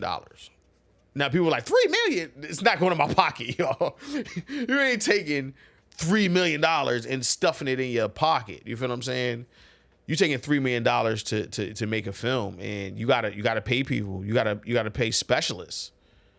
Like it's not cheap. And for the movie I need special effects too. So I would need somebody that I would have to hire to inform me on how I would have to film this to make a person fly, or you know what I'm saying? Trying to say, like, so we're gonna do it with a small budget, but I 3 million I would be able to make it. But I probably won't get that. I probably won't get that. When it's time to sit there and sit across from somebody, that a producer that can draw in and pour in that money for this project, probably like $500,000. I think I could pull that. But it's because of those smaller projects I've done with smaller amounts of money, and the project actually got made. People got paid. Nobody's crying and complaining about nothing. So okay, Sin know how to handle the budget, and then the budgets grow. So, you know, the minute you get some money and you turn around and do some other shit, then they don't trust you. You know, y'all know how it goes. So I'm definitely looking to get some funding to make that film, but not right now. Not at this moment. Not today. That's a future idea. And I probably want to make a spec for it so I can show people to invest. So I will have to go in my pocket. It'll probably cost me like $5,000-$6,000 and shoot the shit myself, man. Shoot something that's just kind of like a teaser to get the vibe, to feel what we're trying to do, and then shop it around with the script that we wrote. So, yeah. Because directors have their guys. They do. You have people that you comfortable working with. I don't have actors per se, but I have like sound guys and other cinematographers and shit like that in the network. So I got a little group of people that I'm building and compiling. But actors, that's the hardest thing, bro. The hardest thing to find that I've encountered while doing this is good acting. I just met some choreographers the other day. Blessing in disguise. We're going to do a spec for that too, man. I got some shit, man. I got some shit on the way. We're going to do a spec for that, man. Put a little scene together, man, so we can get some work with these guys and get some reps in, because I wanted to get bigger and bigger and start doing, I want to do action. I want to do action, man. I realized that, man. I am definitely like a drama. You know, I love those types of films. I need some action with my drama, though. Somebody has to get kicked in the face, right? So I met some guys that can make that look pretty good, man. So, and I got some ideas myself on how to shoot it. So very soon. That's really soon. Like that's probably like a few weeks away. You say like barbers, you find a good one, you keep them. That's true. That's true. You know what's crazy? They got to be good and compatible, because what happens is you're giving instructions. You know, I know as director is obvious, right? But it's something you have to see in action to really kind of understand it. So you've written this scene, right? So let's go over a scene, guys. Let's do it. So we have two guys meeting in a dark alleyway to exchange something, right? You have to write that and then film, block, and light and all that to get to the emotion that you're trying to get, right? And say you need this actor to kind of be like worried, you know, apprehensive. And you're trying to instruct a person to, like, you know, be jittery, you know, like be nervous, like looking around and shit, right? And then you dealing with a person that don't believe any of this shit.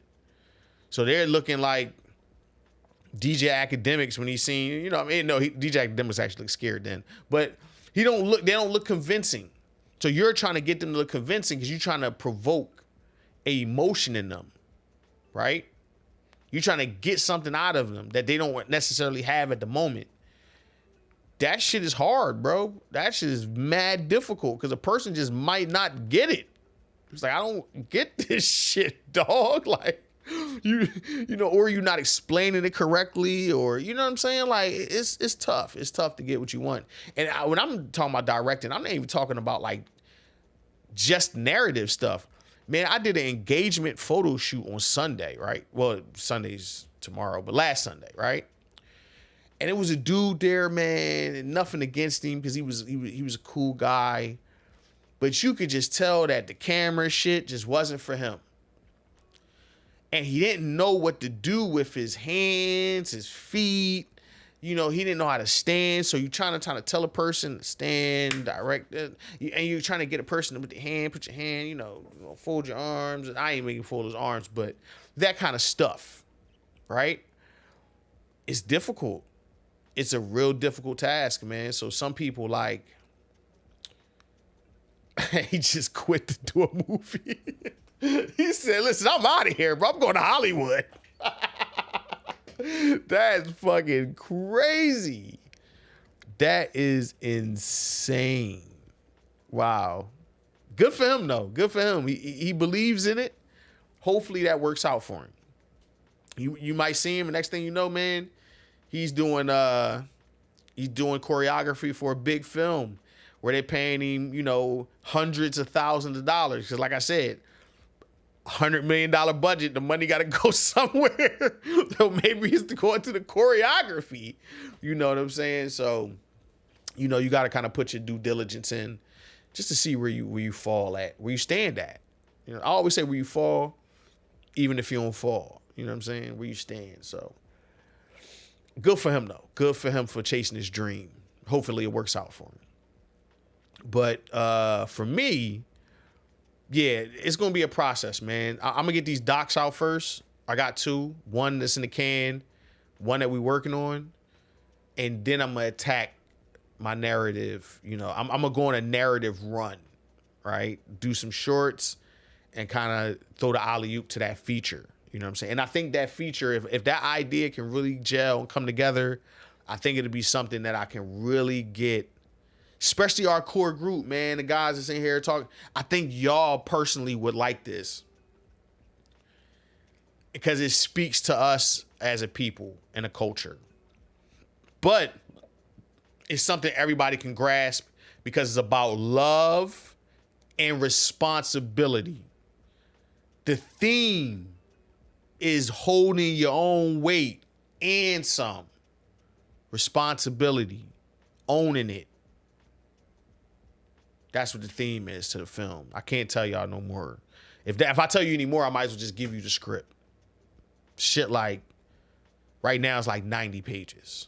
I'm not giving y'all 90 pages right now. I can't give you a 90 pager, man. I'm proud of it, though. I'm happy. But I definitely got to maneuver it around so I can get more insight on it. Ah, man. Good getting on here, having a drink, and just talking, man. Just talking. Nah, man, no PDFs. Not yet. Not yet. When we flesh it out a little bit more, I'm gonna give it out and let people read it. But not right now. Right now is way too early. Way too early. And that's why I say I think people, what's my favorite love romance movie? In my opinion, man, Love and Basketball. Love and Basketball. Either between Love and Basketball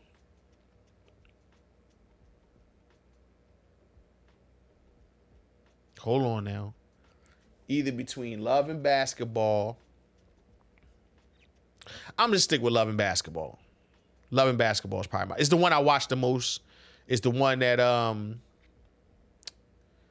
yeah, I really like that movie. Even now, like I watched it maybe 3-4 months ago, and I still liked it. So I'm like, yo, this joint is good. It's a good flick. So yeah, Love and Basketball is my favorite joint. Brown Sugar. Brown Sugar was the one about hip hop, right? When did you fall in love with hip hop? Love Jones. We had an era of those black love romance films. That shit is gone. Now everybody talking about Carisha Please, man. I don't know what to fucking do with myself. Fucking Carisha Please. Like, are you kidding me? Those days are over. I would love to make one of those, man. I would love to make one of those films. Somebody would have to write that script though, because I don't think I could write that script. I would have to get with somebody that can write that. Not me though. I can't write from that perspective. Some people just got that sauce, man. That pen. When it come to that shit, bro, they got it, man. They got the sauce. I'm not there. I know I'm not there. Not there at all. My pen is good, though. My pen is good. It just ain't good for that kind of shit. It's not good for that kind of shit at all. And I encourage people so much, man. Write a journal. Just write, man. It get the brain moving in a different way. You feel what I'm saying? Like, that writing really, really moves your mind just to see words on a paper, man. Like, even right now, I got my thoughts on, Megalopolis and shit before I went on here, man. Shit is just jotting bullshit, too. Like, history of hype around the film. Shit, I just, like, let me make a note of that so I could talk about it. How empty my IMAX theater was. We in this huge theater with 7 niggas, man. Yeah, man. Forgettable music and sound design. Just getting that out of my brain and on a sheet of paper and looking at it. Like, I highlighted a word on this paper and it's lifeless. I felt like this movie was lifeless. Writing, man. Writing really helps the soul. Getting those thoughts out of your mind and on a piece of paper. I encourage for people to write, especially if you're creative. If you're creative and you want to create and you want to do all this cool shit and all this other stuff, write a script, write a short. It don't got to be a 2-hour script. It ain't got to be 120 pages. Write something that's 5 pages. When we did Skiddamarink was 7 pages. In fact, let's see if I can find that script. It's trash, but we're gonna look at the script now, and then I'm gonna get out of here. We're gonna look at the script, then I'm gonna get out of here. So let me see. It might be gone, y'all. It might be gone, but it might not be. I have to check. So I'm going to say,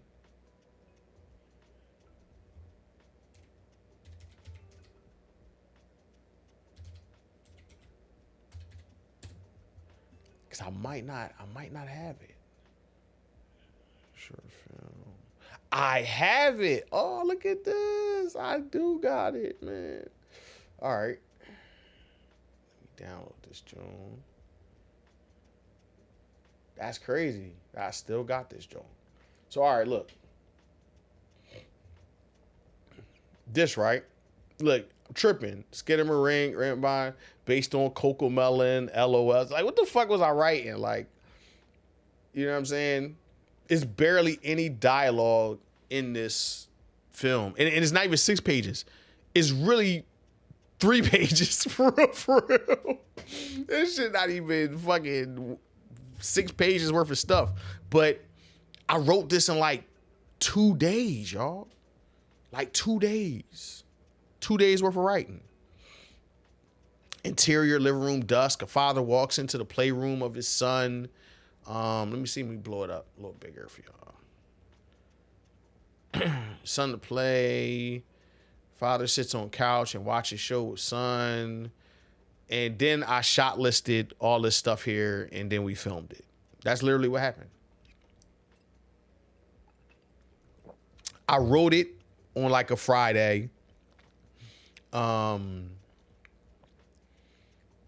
I gathered like the material and stuff because I needed the doll and all that other bullshit. And then I got with my man Rand and was like, yo, man, can you help me do this, man? We're going to shoot this in 2 days. He was like, hell yeah, let's do it. It took like 4 days for real, because we had to redo some stuff. But yeah, man, like, just like, this was just a night of bullshitting. For real. That was it. Finn. The end.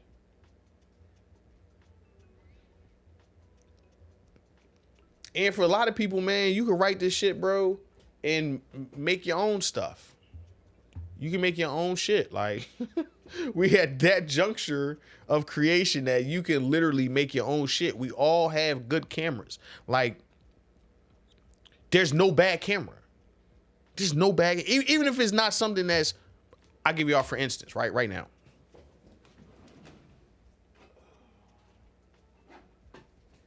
So this here, I don't know if you see this.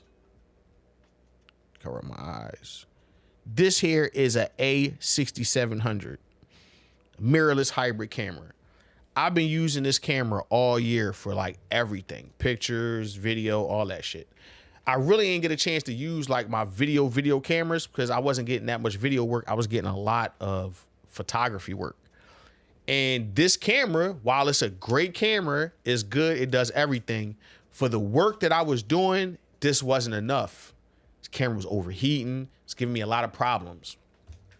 This camera's up for sale right now. I upgraded and got a Sony a7 IV to handle that workload, right? But here's the truth of the matter. I can make some shit with both of these.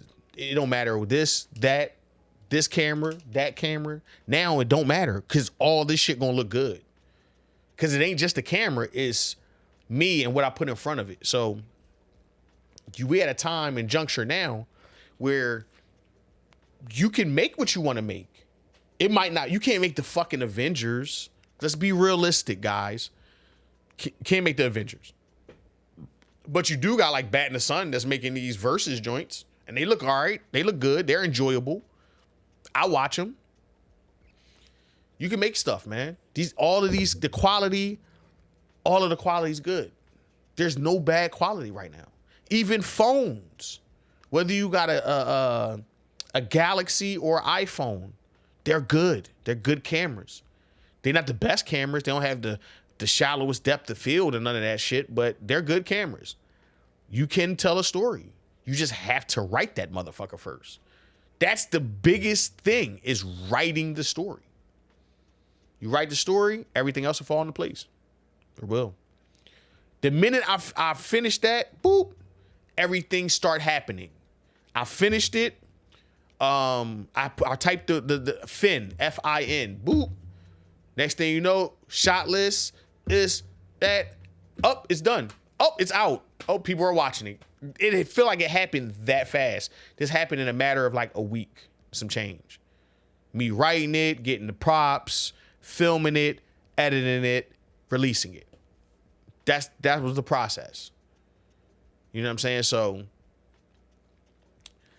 shouldn't anyone be discouraged from creating nothing? Because, you know, while this camera is better than this camera on paper, on wax, shit, a lot of the stuff that I made that a lot of people like, man, I made it on cameras that ain't even fucking good. I don't even have anymore. You feel what I'm saying? Nikon D5500s and Sony A6100s and shit like that. Like real cheap cameras, man. It's the idea, man. I remember we did the music video a few years back for the city. I shot that with, you know, an older version of this camera right here. You know what I'm saying? A way older version of it. I mean, visually it came out all right. You feel what I'm saying? I think I could have did better as a filmmaker myself, but I didn't blame any of that on the camera because the camera did what it was supposed to do. You feel what I'm saying? So you don't necessarily even need like the best camera to make shit. You just have to have an idea, and you have to have a strong sense of belief in you, in yourself, that you can make that happen. And you can make some shit. So I think I'm gonna leave it there. I'm gonna leave it there with my message for the day. And get off my high horse and go take my ass down there and talk to my wife, man. I appreciate everybody that pulled up on this Saturday night, man. It's 11:30. It's late. People listening to me talk about fucking movies and shit. I'm so thankful and so happy, man. Made my day, man. My day was good. It's even better now. It's glad to see everybody intact.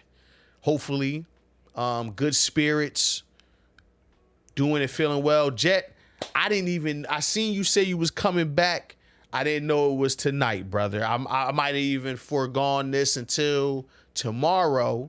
Sat back, jumped on a cloud or two, like my man Goku, and watched your stream. But you know what I'm saying? I'm gonna check out the replay. I always check out everybody's stuff, man. So it's just sometimes it be like on, you know, I guess on my time, you know, whenever I can sit down in front of I get my little iPad, you know, a little drinky drink and zone. But yeah, man, it's just good seeing some of y'all names, man. Yobi, Avedon, Jet I, bro. I actually missed watching you, Jet. I really did. You know what I'm saying? My brother Aunt Boogie with the Trap House Gamers, man. So yeah, bro, like it's just good to see everybody, man. Good to see everybody intact. Makes me feel good. we all need like reason to feel good about this life we live in, man. And this is one of them, man. This is one of the better ones too. Seeing everybody create, even people that's not creating, just, you know, just being happy and enjoying their life. I like seeing people enjoy their life. That's the best thing about the internet to me. The worst thing is that we got to watch people not enjoy their life too. That's the worst part of the internet. The best part is watching everyone live prosperous. You know what I'm saying? So a Gold Chain Gamers reunion with Jet and I guess you meant me, but I'm gonna be honest with you.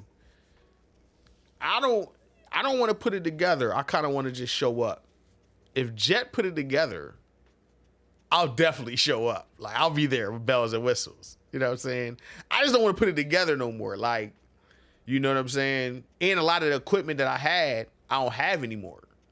You know what I'm saying? So, like, a lot of this stuff is just shit that I got kind of laying around. I had to go get the capture card I'm using just recently. Like, I had to get that, you know what I'm saying, not too long ago, so I could even bounce between screens and computers and shit. So, but yeah, I want to just kind of show up.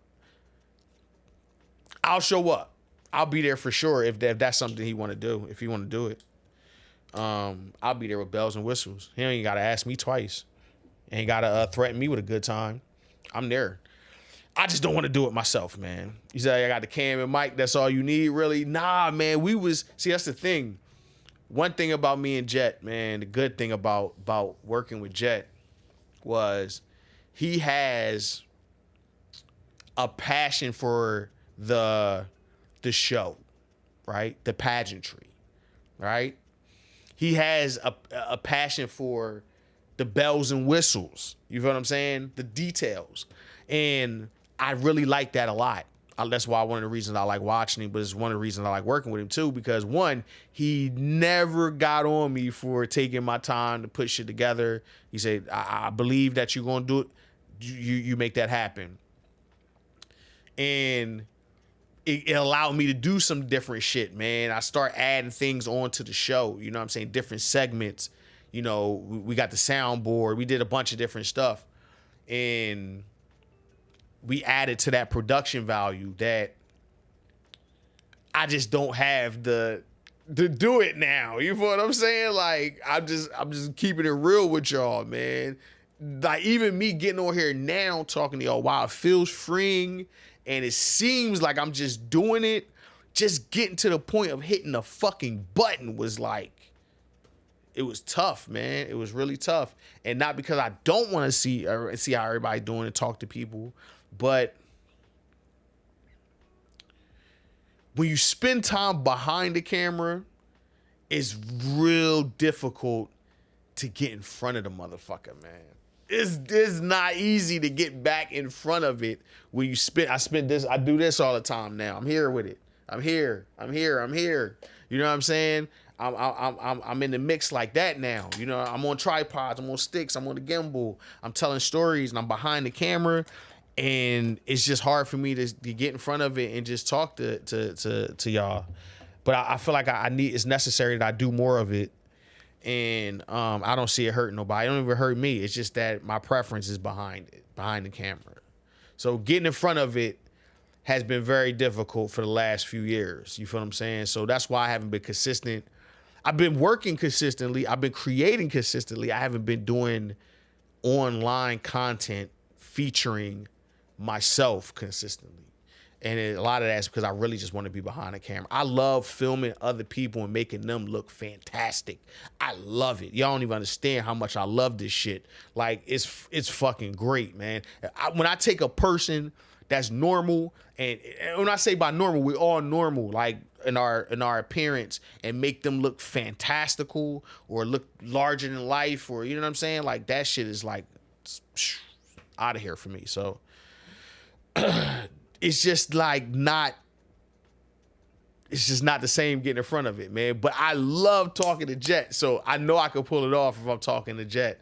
You know what I'm saying? So yeah, that's something that I would be very interested in if that was something he wanted to do, because it would be him shouldering some of the, shouldering that weight that, that of putting on a show, which he knows how to do. He knows how to shoulder that weight. So it's not like it's new to him, but definitely, that's how I would get back. Cause listen, here's the even crazier part. A lot of people think that it's like, yo, I don't want to talk about games. No, I like talking about games.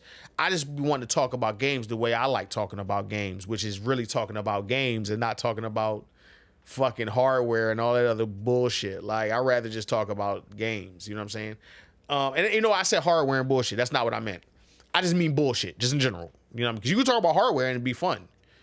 It's just people talking about bullshit. And I don't want to talk about bullshit. I don't want beef with nobody. I don't want to have no problems with. I'm over that, man. I'm trying to live a peaceful life. And I want to talk about the art. That's what I want to talk about. If anybody fucks with me, y'all know I want to talk about the art, bro. The craftsmanship of all this shit. I admire people that make games. Like it's a real craftsmanship to it, man. Like it's very detailed, man. And I would love to hear some like developers to I would be all into that shit. And before I got out, I wanted to do that. I wanted to speak to more people that made these things and what inspired them to do it. Because it's an arduous task. Shit is not easy by any stretch of the thing. I just told y'all I could write something, storyboard it, get props and sets and all this and do all that in a matter of days. You ain't making no game-related shit in a matter of days. It's not happening. It's not happening, man. I see Avedon in here. Avedon was on that blender. And that blender probably was putting him in the blender. He made something. But it's not easy. It's a difficult task. So that's something that I would be very interested in exploring. If the good brother want to do it, I would be there. I wouldn't even be late. I'd be early. I'd be looking for that man. Like, what are you doing, brother? Are we live? Are we going? What are we talking about? Are we here? Are we there yet? Yep, that'd be me. But yeah, I'll talk to him, see if he want to do it, see what his plans and his time is. Because I miss it too. Like, people be like, oh, I miss that shit. I was doing it every fucking week for years.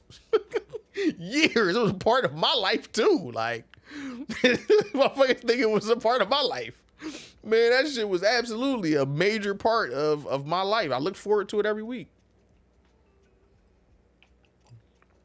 I miss that motherfucker, man. But yeah, me and him will talk, see what he feeling, see what he where his spirit is right now, man. Because everybody's spirit is in different places. He was doing different shit.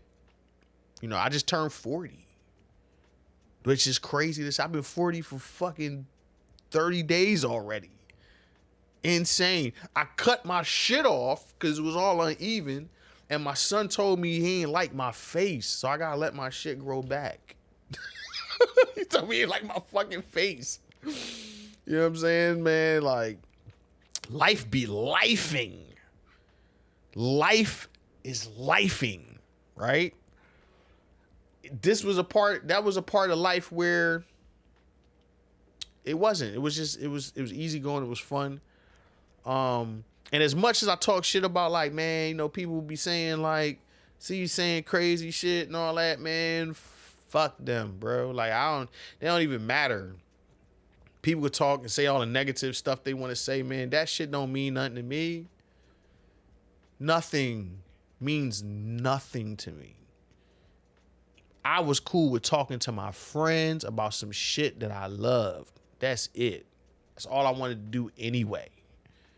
I ain't care about none of that other shit regardless, motherfucker. I wasn't doing no dumb shit, cooning, and being a nut for no likes.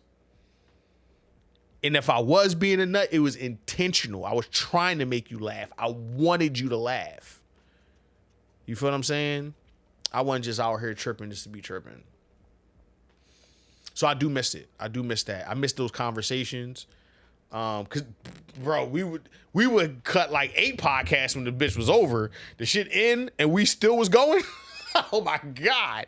That stuff, bro, those were classics. Classics.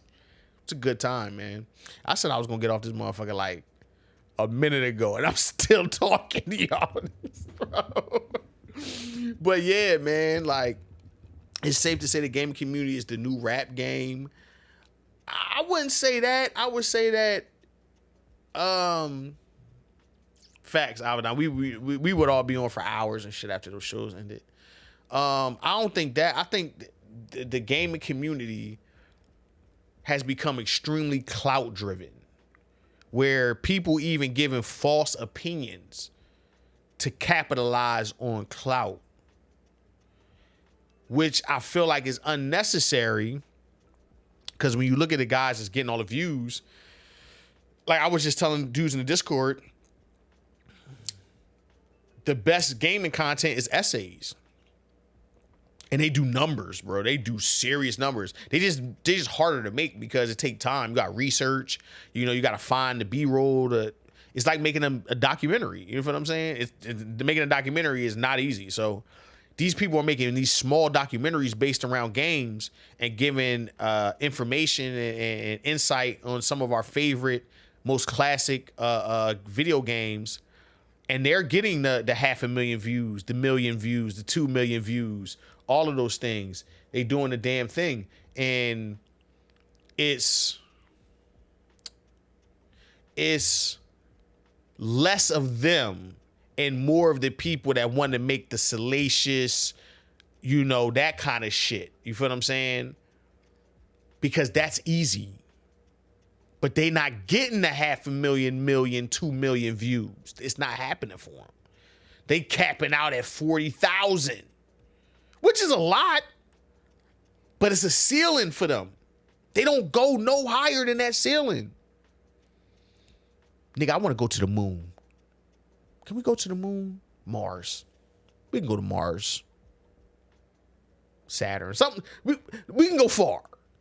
We don't have to stay in that hole. And that's why I felt like I was being pigeonholed.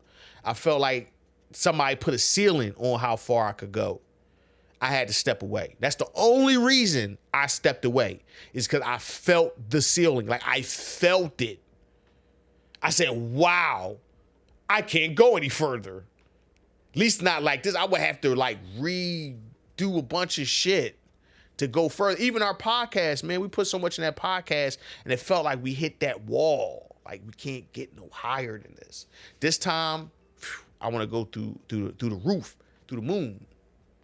You know what I'm saying? I want to do it real big. I want the content to feel big. Pour more into the creations. And I just didn't feel like I could do that. I feel like they put me in a box, man. Like they were sitting me next to other people. With nothing wrong with what those guys were making. They was making good shit too. But it was their kind of good shit. Mine was different. and I felt like I was putting more into what I was doing, and it wasn't being respected the same way, or the way that I would have liked it to have. You feel what I'm saying? So what that did was it pushed me away a little bit. And then on top of the fact that when I found the new thing, or I ain't even gonna say the new thing, because it found me. I didn't find it. It found me. I just happened to have a camera for doing these podcasts and making these silly videos on YouTube, having fun with my friends. And that just led into something else because I had these cameras, to be honest with you. That's just how it happened. And I didn't realize how much I enjoyed that aspect of it until that happened. And I was like, oh shit, that's it. It just happened organically. So, on top of the fact that I felt like I hit a wall, there was a ceiling there for me that I didn't feel like I could break through. I felt like it was something suppressing too. So I don't want to pin that or point no finger or that guy, this guy did that, or, because I don't know. I really don't. I have no idea if that's the truth or not. But it felt like there was some powers that were out of my hands that was kind of suppressing me because, yeah, you knocking, and just rejection after rejection after rejection. And like, I can take rejection. It's just that I would be rejected, and then I would, because we're online, see who wasn't rejected, who was being accepted, and that person just being honest and transparent from me viewing what they were doing, wasn't putting in half the work I was putting in. And this is what really said, listen, you got to move on. They weren't even getting the results I was getting. I was doing the shit and getting the results. They weren't, but they were getting the rewards. And I didn't understand it. I didn't get it. I was just like, how? How? So in a way, I'm human. It angered me, bro. I was mad. Like, well, how the fuck is this? And I don't want to be mad at a person. I was more mad at the system as opposed to the people. You feel what I'm saying? So I was just like, I got to get out the system. This system ain't right. It's something about this system where the gatekeepers are gatekeeping. They are standing in front of the... You can't come in. No. And I felt like that was happening a lot to me. Listen, and I ain't the only person. So it's not just me. I watch it happen to other people. Bro, it's people that should be huge right now. Why are these people not huge? And yeah, I'm about to shit on somebody. Somebody getting shitted on. It wouldn't be a sincere stream without somebody getting shitted on. Y'all watching Dreamcast guy?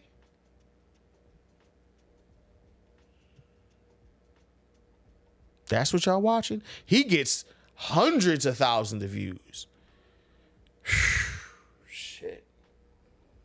I need to drink this whole motherfucker. I need to drink. Where the bottle at?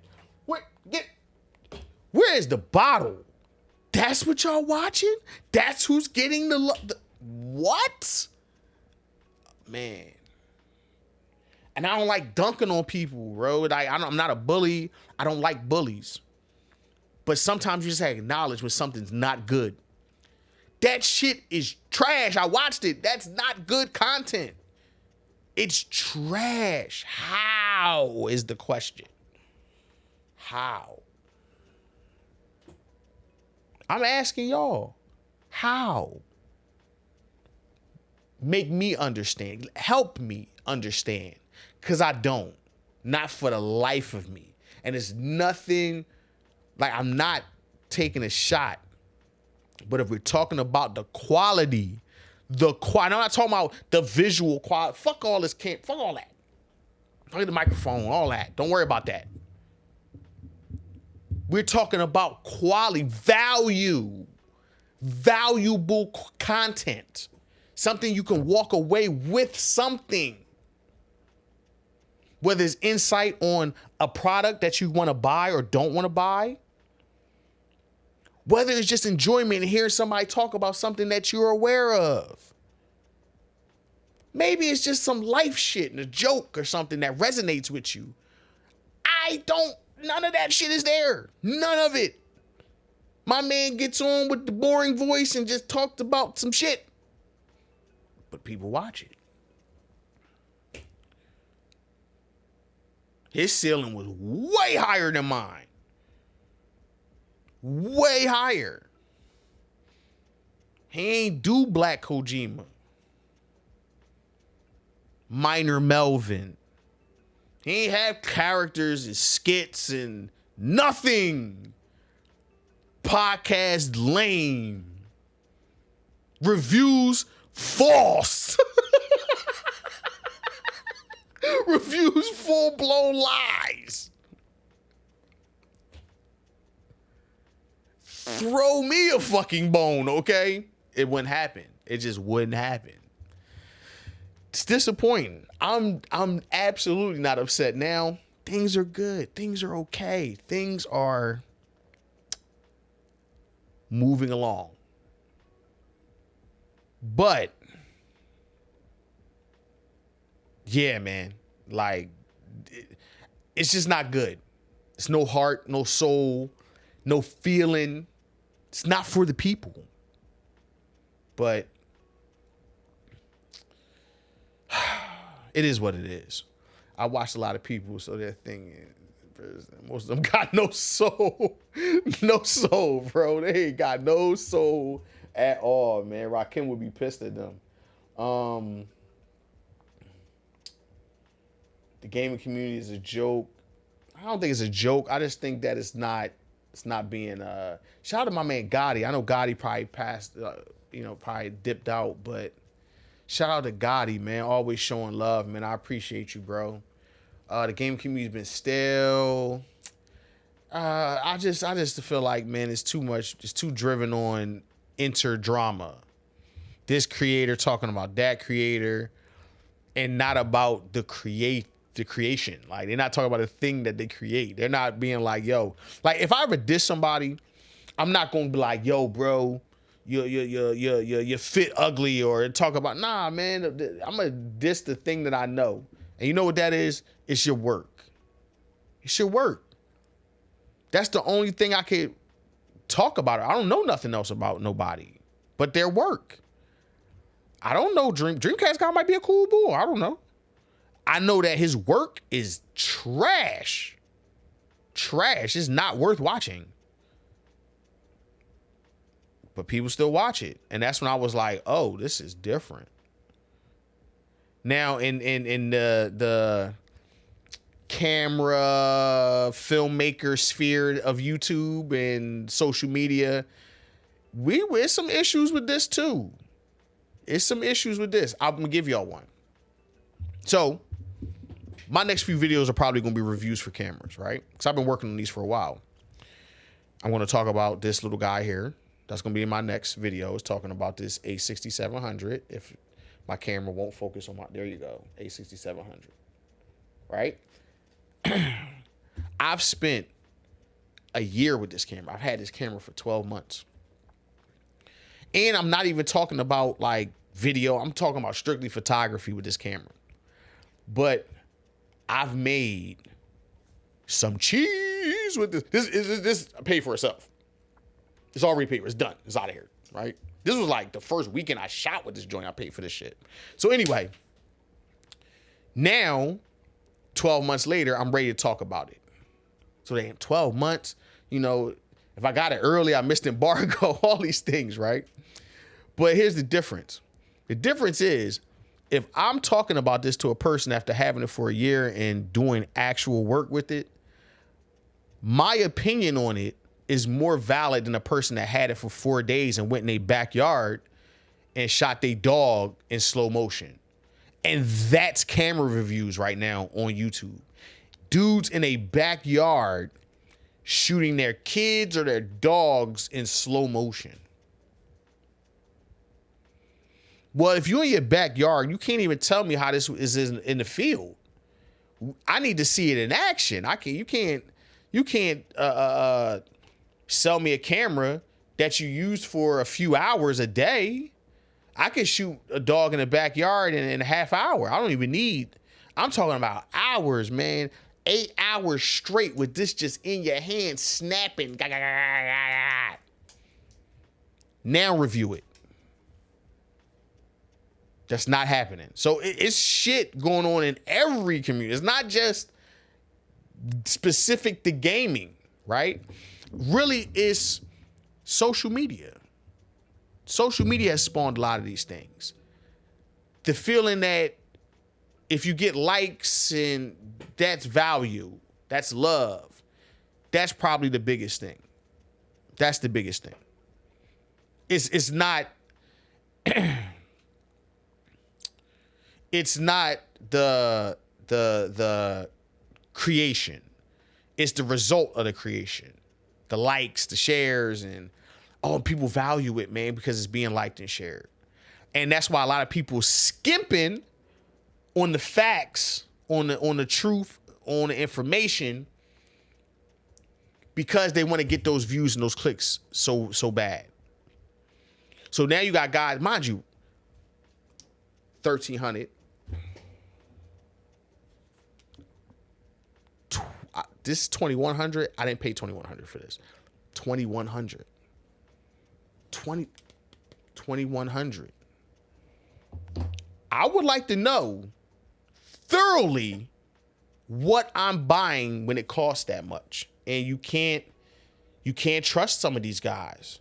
I hate to say that, man. And then on top of that, they don't actually just make things. Like a lot of these guys, I can't just go watch their short film. I can't just go watch their documentary. When you go to their channel, it's all reviews for cameras, no work. Can't trust them. Just like I can't trust Dreamcast guy, because he lies about what he plays and all that shit. I'm not going to call none of those dudes' names out because I know how hard it is to be a filmmaker. I want you to get your money. I'm not going to ruffle no feathers because really at the end of the day, I don't give a shit. I'm still going to sleep the way I'm going to sleep. But I bought this camera. Nobody told me that it overheats. Nobody said that. Not the reviews I watched. Now for this one, people were saying that, and then, you know, that's not even the case. But for this one, nope, nothing.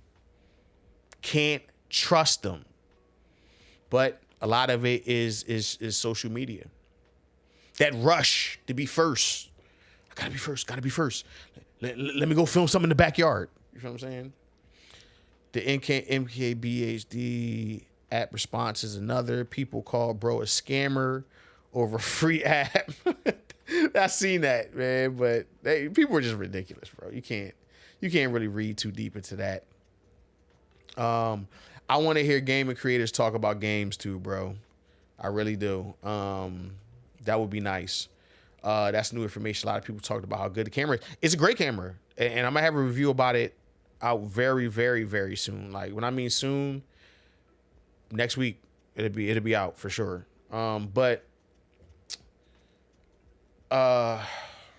Yeah, man, it's got problems.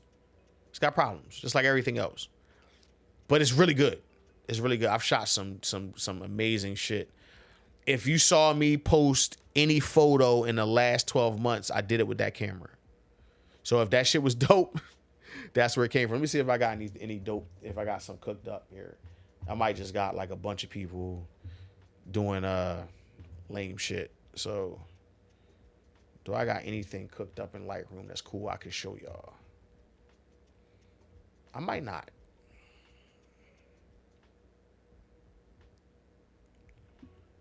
No, not really. Not really. Nah, I ain't got nothing crazy.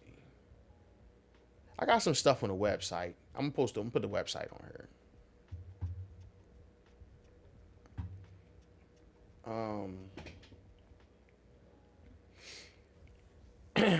Yeah, so I got the website on this joint.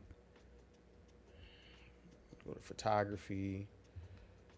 Let me see. All of these photos that's on here, I took with the A6700. So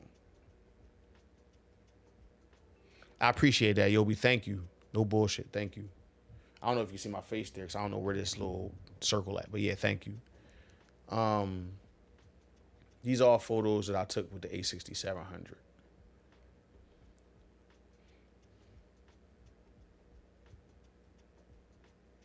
It's crazy because a lot of these joints I don't even post on Instagram because it's like other people's stuff. I definitely don't post these on Twitter, man. Twitter is just not a good place to post your art. It's just not a great place for it, man.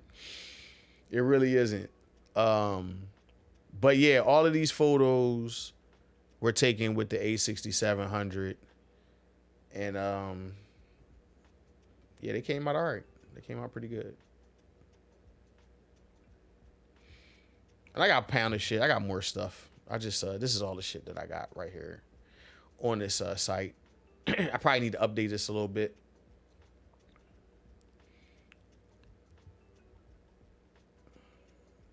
We got some of the docs and stuff. Music videos.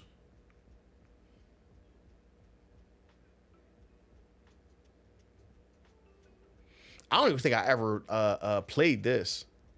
Y'all want to watch this? Do y'all want to watch this document? This it's not even a trailer. It was like something I used to kind of get funding. I don't even know if y'all can hear the audio. I'm gonna play it though.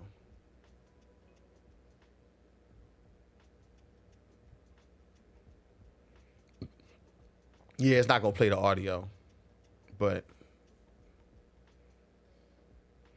I might have to upload this. I haven't uploaded this ever.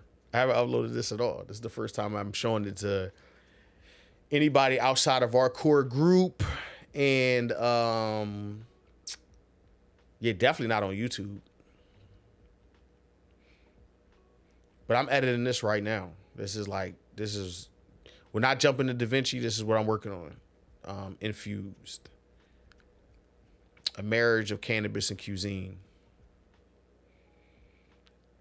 And it's a lot about legalization and let me see if I can get some audio here for y'all, man. There's got to be a way to get some audio up in this piece. Let me see. Damn it. Yeah, I don't think I can. I wish y'all could hear this shit, but I'm going to upload this. I'm going to upload this soon. I need to make it like a real trailer though. It's not like a real trailer. You'll know what it's about, but it's more information I probably need to put in it to make it a legit trailer. You feel what I'm saying? Like this part with us getting pulled over and shit. And this dummy. He's a dummy. He throws the weed we were smoking out of the window while the police are behind us. Oh, man. That went well. You feel what I'm saying? But, yeah. That's a little thing there. But, yeah, I got a bunch of stuff like that, so. And I only put a few pieces on here. I probably need to put, like, maybe 4 or 5 more that I got. Trailers and shit like that. But, yeah. Actually, man, I was thinking about... Look, I'm going to show you something. You know what? I can't even show you that shit. Nah, I can't show that. Not now. Next week, I'll show that. I got some stuff that I could play, y'all. That's not out yet. It's not. I filmed it. It's not mine, but I did film it, so I have it, and I could show you some of it. But it's not mine though. You know what I'm saying? I filmed it for somebody else. So, but I got, I keep all my files and stuff for like promotion purposes and stuff like shit like that. But yeah, man. Yeah, I ain't gonna dry y'all out, man. We well over 2 hours, bro. I'm just happy, man. I'm happy. I feel like I got a lot off my chest today. I'm excited. Appreciate y'all stopping through, man. I got some things, man. I'm working on some shit, man. Love you more man. Love you more company. You know, I don't want to just throw like people just, go buy my merch. Listen, not yet, man. Not yet. I got some building to do. I want to gain people trust. I want to be able to have material and things out here, and then come grab some of the clothing, man. But it's Love You More Co, man. I just got my trademark back. We got the logo. I was kind of testing it out on clothes. I don't have my hoodie in here, but I was testing it out, and we got a new logo. And he said, got shit pre-ordered. Yeah, I got you, bro. I got you. It's just that, like I had to kind of like colors. It's just a whole thing, man. On top of trying to do all the other shit that you're doing. And it's just something that take time. You know what I'm saying? I'm pretty sure that over time, a lot of this stuff would become easier. But right now, it's just time. It takes a lot of time. So, but yeah, something I think is cool. Something that I think that people will be proud to wear. It came from a saying that my late brother used to say to us. That, me and my siblings kind of collectively was like, yo, that would be a cool way to memorialize him. But yeah, I've been working on that for a minute, working on that for a while. So we almost there. We that close. You know what I'm saying? I just need me to make these videos and shit for this online consumption for everybody to watch. Even though I know some people it's not their jam because I'm going from gaming to filmmaking, but I think for content creators, whether it's gaming or not, like we all kind of got these setups and cameras and lights. It's all production at the end of the day. And I feel like it appeals to anybody that's involved with some type of visual production. So in the future, man, you see me post something that's not your jam, just it could be your jam. It's something that you're looking for. Because I'm not just going to do reviews for cameras. Because to be honest with you, I'm not buying cameras unless they send me some shit. I ain't just buying a bunch of cameras. You feel what I'm saying? But like small things, man. Like I was talking to Dallas earlier about what do you call these things, man? Audio interfaces. Like I would imagine that most content creators who stream need an audio interface. So yeah, stuff like that, man. I'm gonna start doing reviews on those things, man, because I do enjoy doing those too. I like B-roll, so I love shooting B-roll for products. So I'm gonna get back. I haven't done it in a while either. I haven't done it in a good minute, so I'm itching to kind of get back to that, man. And I got like new toys to make that even crazier. You know what I'm saying? Fog machines and shit like that, dry ice and just wild shit. So yeah, all of that stuff is coming. I know I always end the streams with what I'm doing next, and then it'd be a while before the next one. Me and my wife talked, man. She said, yo, stop bullshitting, dude. Go do it. She even said that to me today. Like, just before I came up here, stop bullshitting. Stop just talking about it and go on and do that shit. So, yeah. But, yeah, man. If Jet down, I'm down. Love You More Co. Coming soon. Infused trailer soon. Really soon. And, yeah, man, just fuck with your boy, man. I ain't gonna lie to you, though. Twitter, I'm getting kind of chilly on Twitter. Instagram has been where I've been hot at. Facebook, I've been gaining some traction on Facebook. And TikTok, to be honest with you. Right now, especially with the election, Twitter is weird right now. Twitter's really weird. I've been trying to stay away from Twitter, to be honest with you. But I get on there because I want to see how some of the good brothers that really, I really rock with on Twitter, how they're doing and what they're talking about. So, yeah, man, I appreciate that, Yobi. Thank you for believing in me, man. And I'm gonna try my best not to let nobody down or disappoint nobody. I've seen you on Threads, bro. I've been on Threads and seen you on Threads, but I feel like Threads is trying to be Twitter So I've been chilling off of that too. I've been chilling off a lot of social media, to be truthfully honest with you. I think the most of my consumption of social media has been like YouTube. YouTube is the hardest thing to kick. Like YouTube is like a TV channel to me. You know what I'm saying? But that's why I catch people's streams and shit because I be on Twitter. I mean, I be on Twitter. I be on YouTube. You know what I'm saying? So YouTube has been where I've been at the most. YouTube and Instagram. Nobody wants to call me a dickhead on Instagram because I'm not even talking about nothing crazy on there. Just sharing art. I mean, that would behoove you, Avi, to chill out on Twitter. I've been chilling out on Twitter myself. So, because people always want to say something inflammatory. That's the Twitter thing. How can I piss somebody off today? Like, some days I just don't want to see that shit. You know what I'm saying? So, yeah, man. But look, I'm going to get up out of here.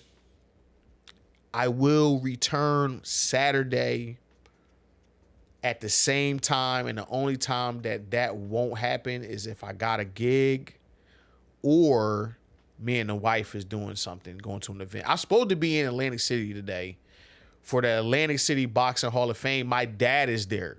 He's at the Hall of Fame, like, signing autographs and shit like that.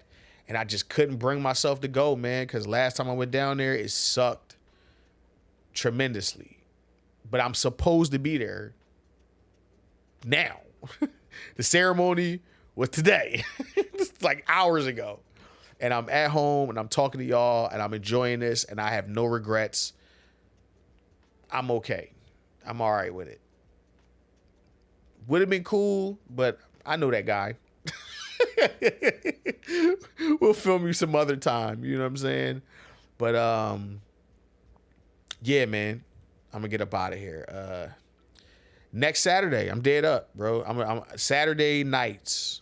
I'm gonna try to make it a night for podcasting or live streaming, whatever you want to call it. I guess right now I'm podding.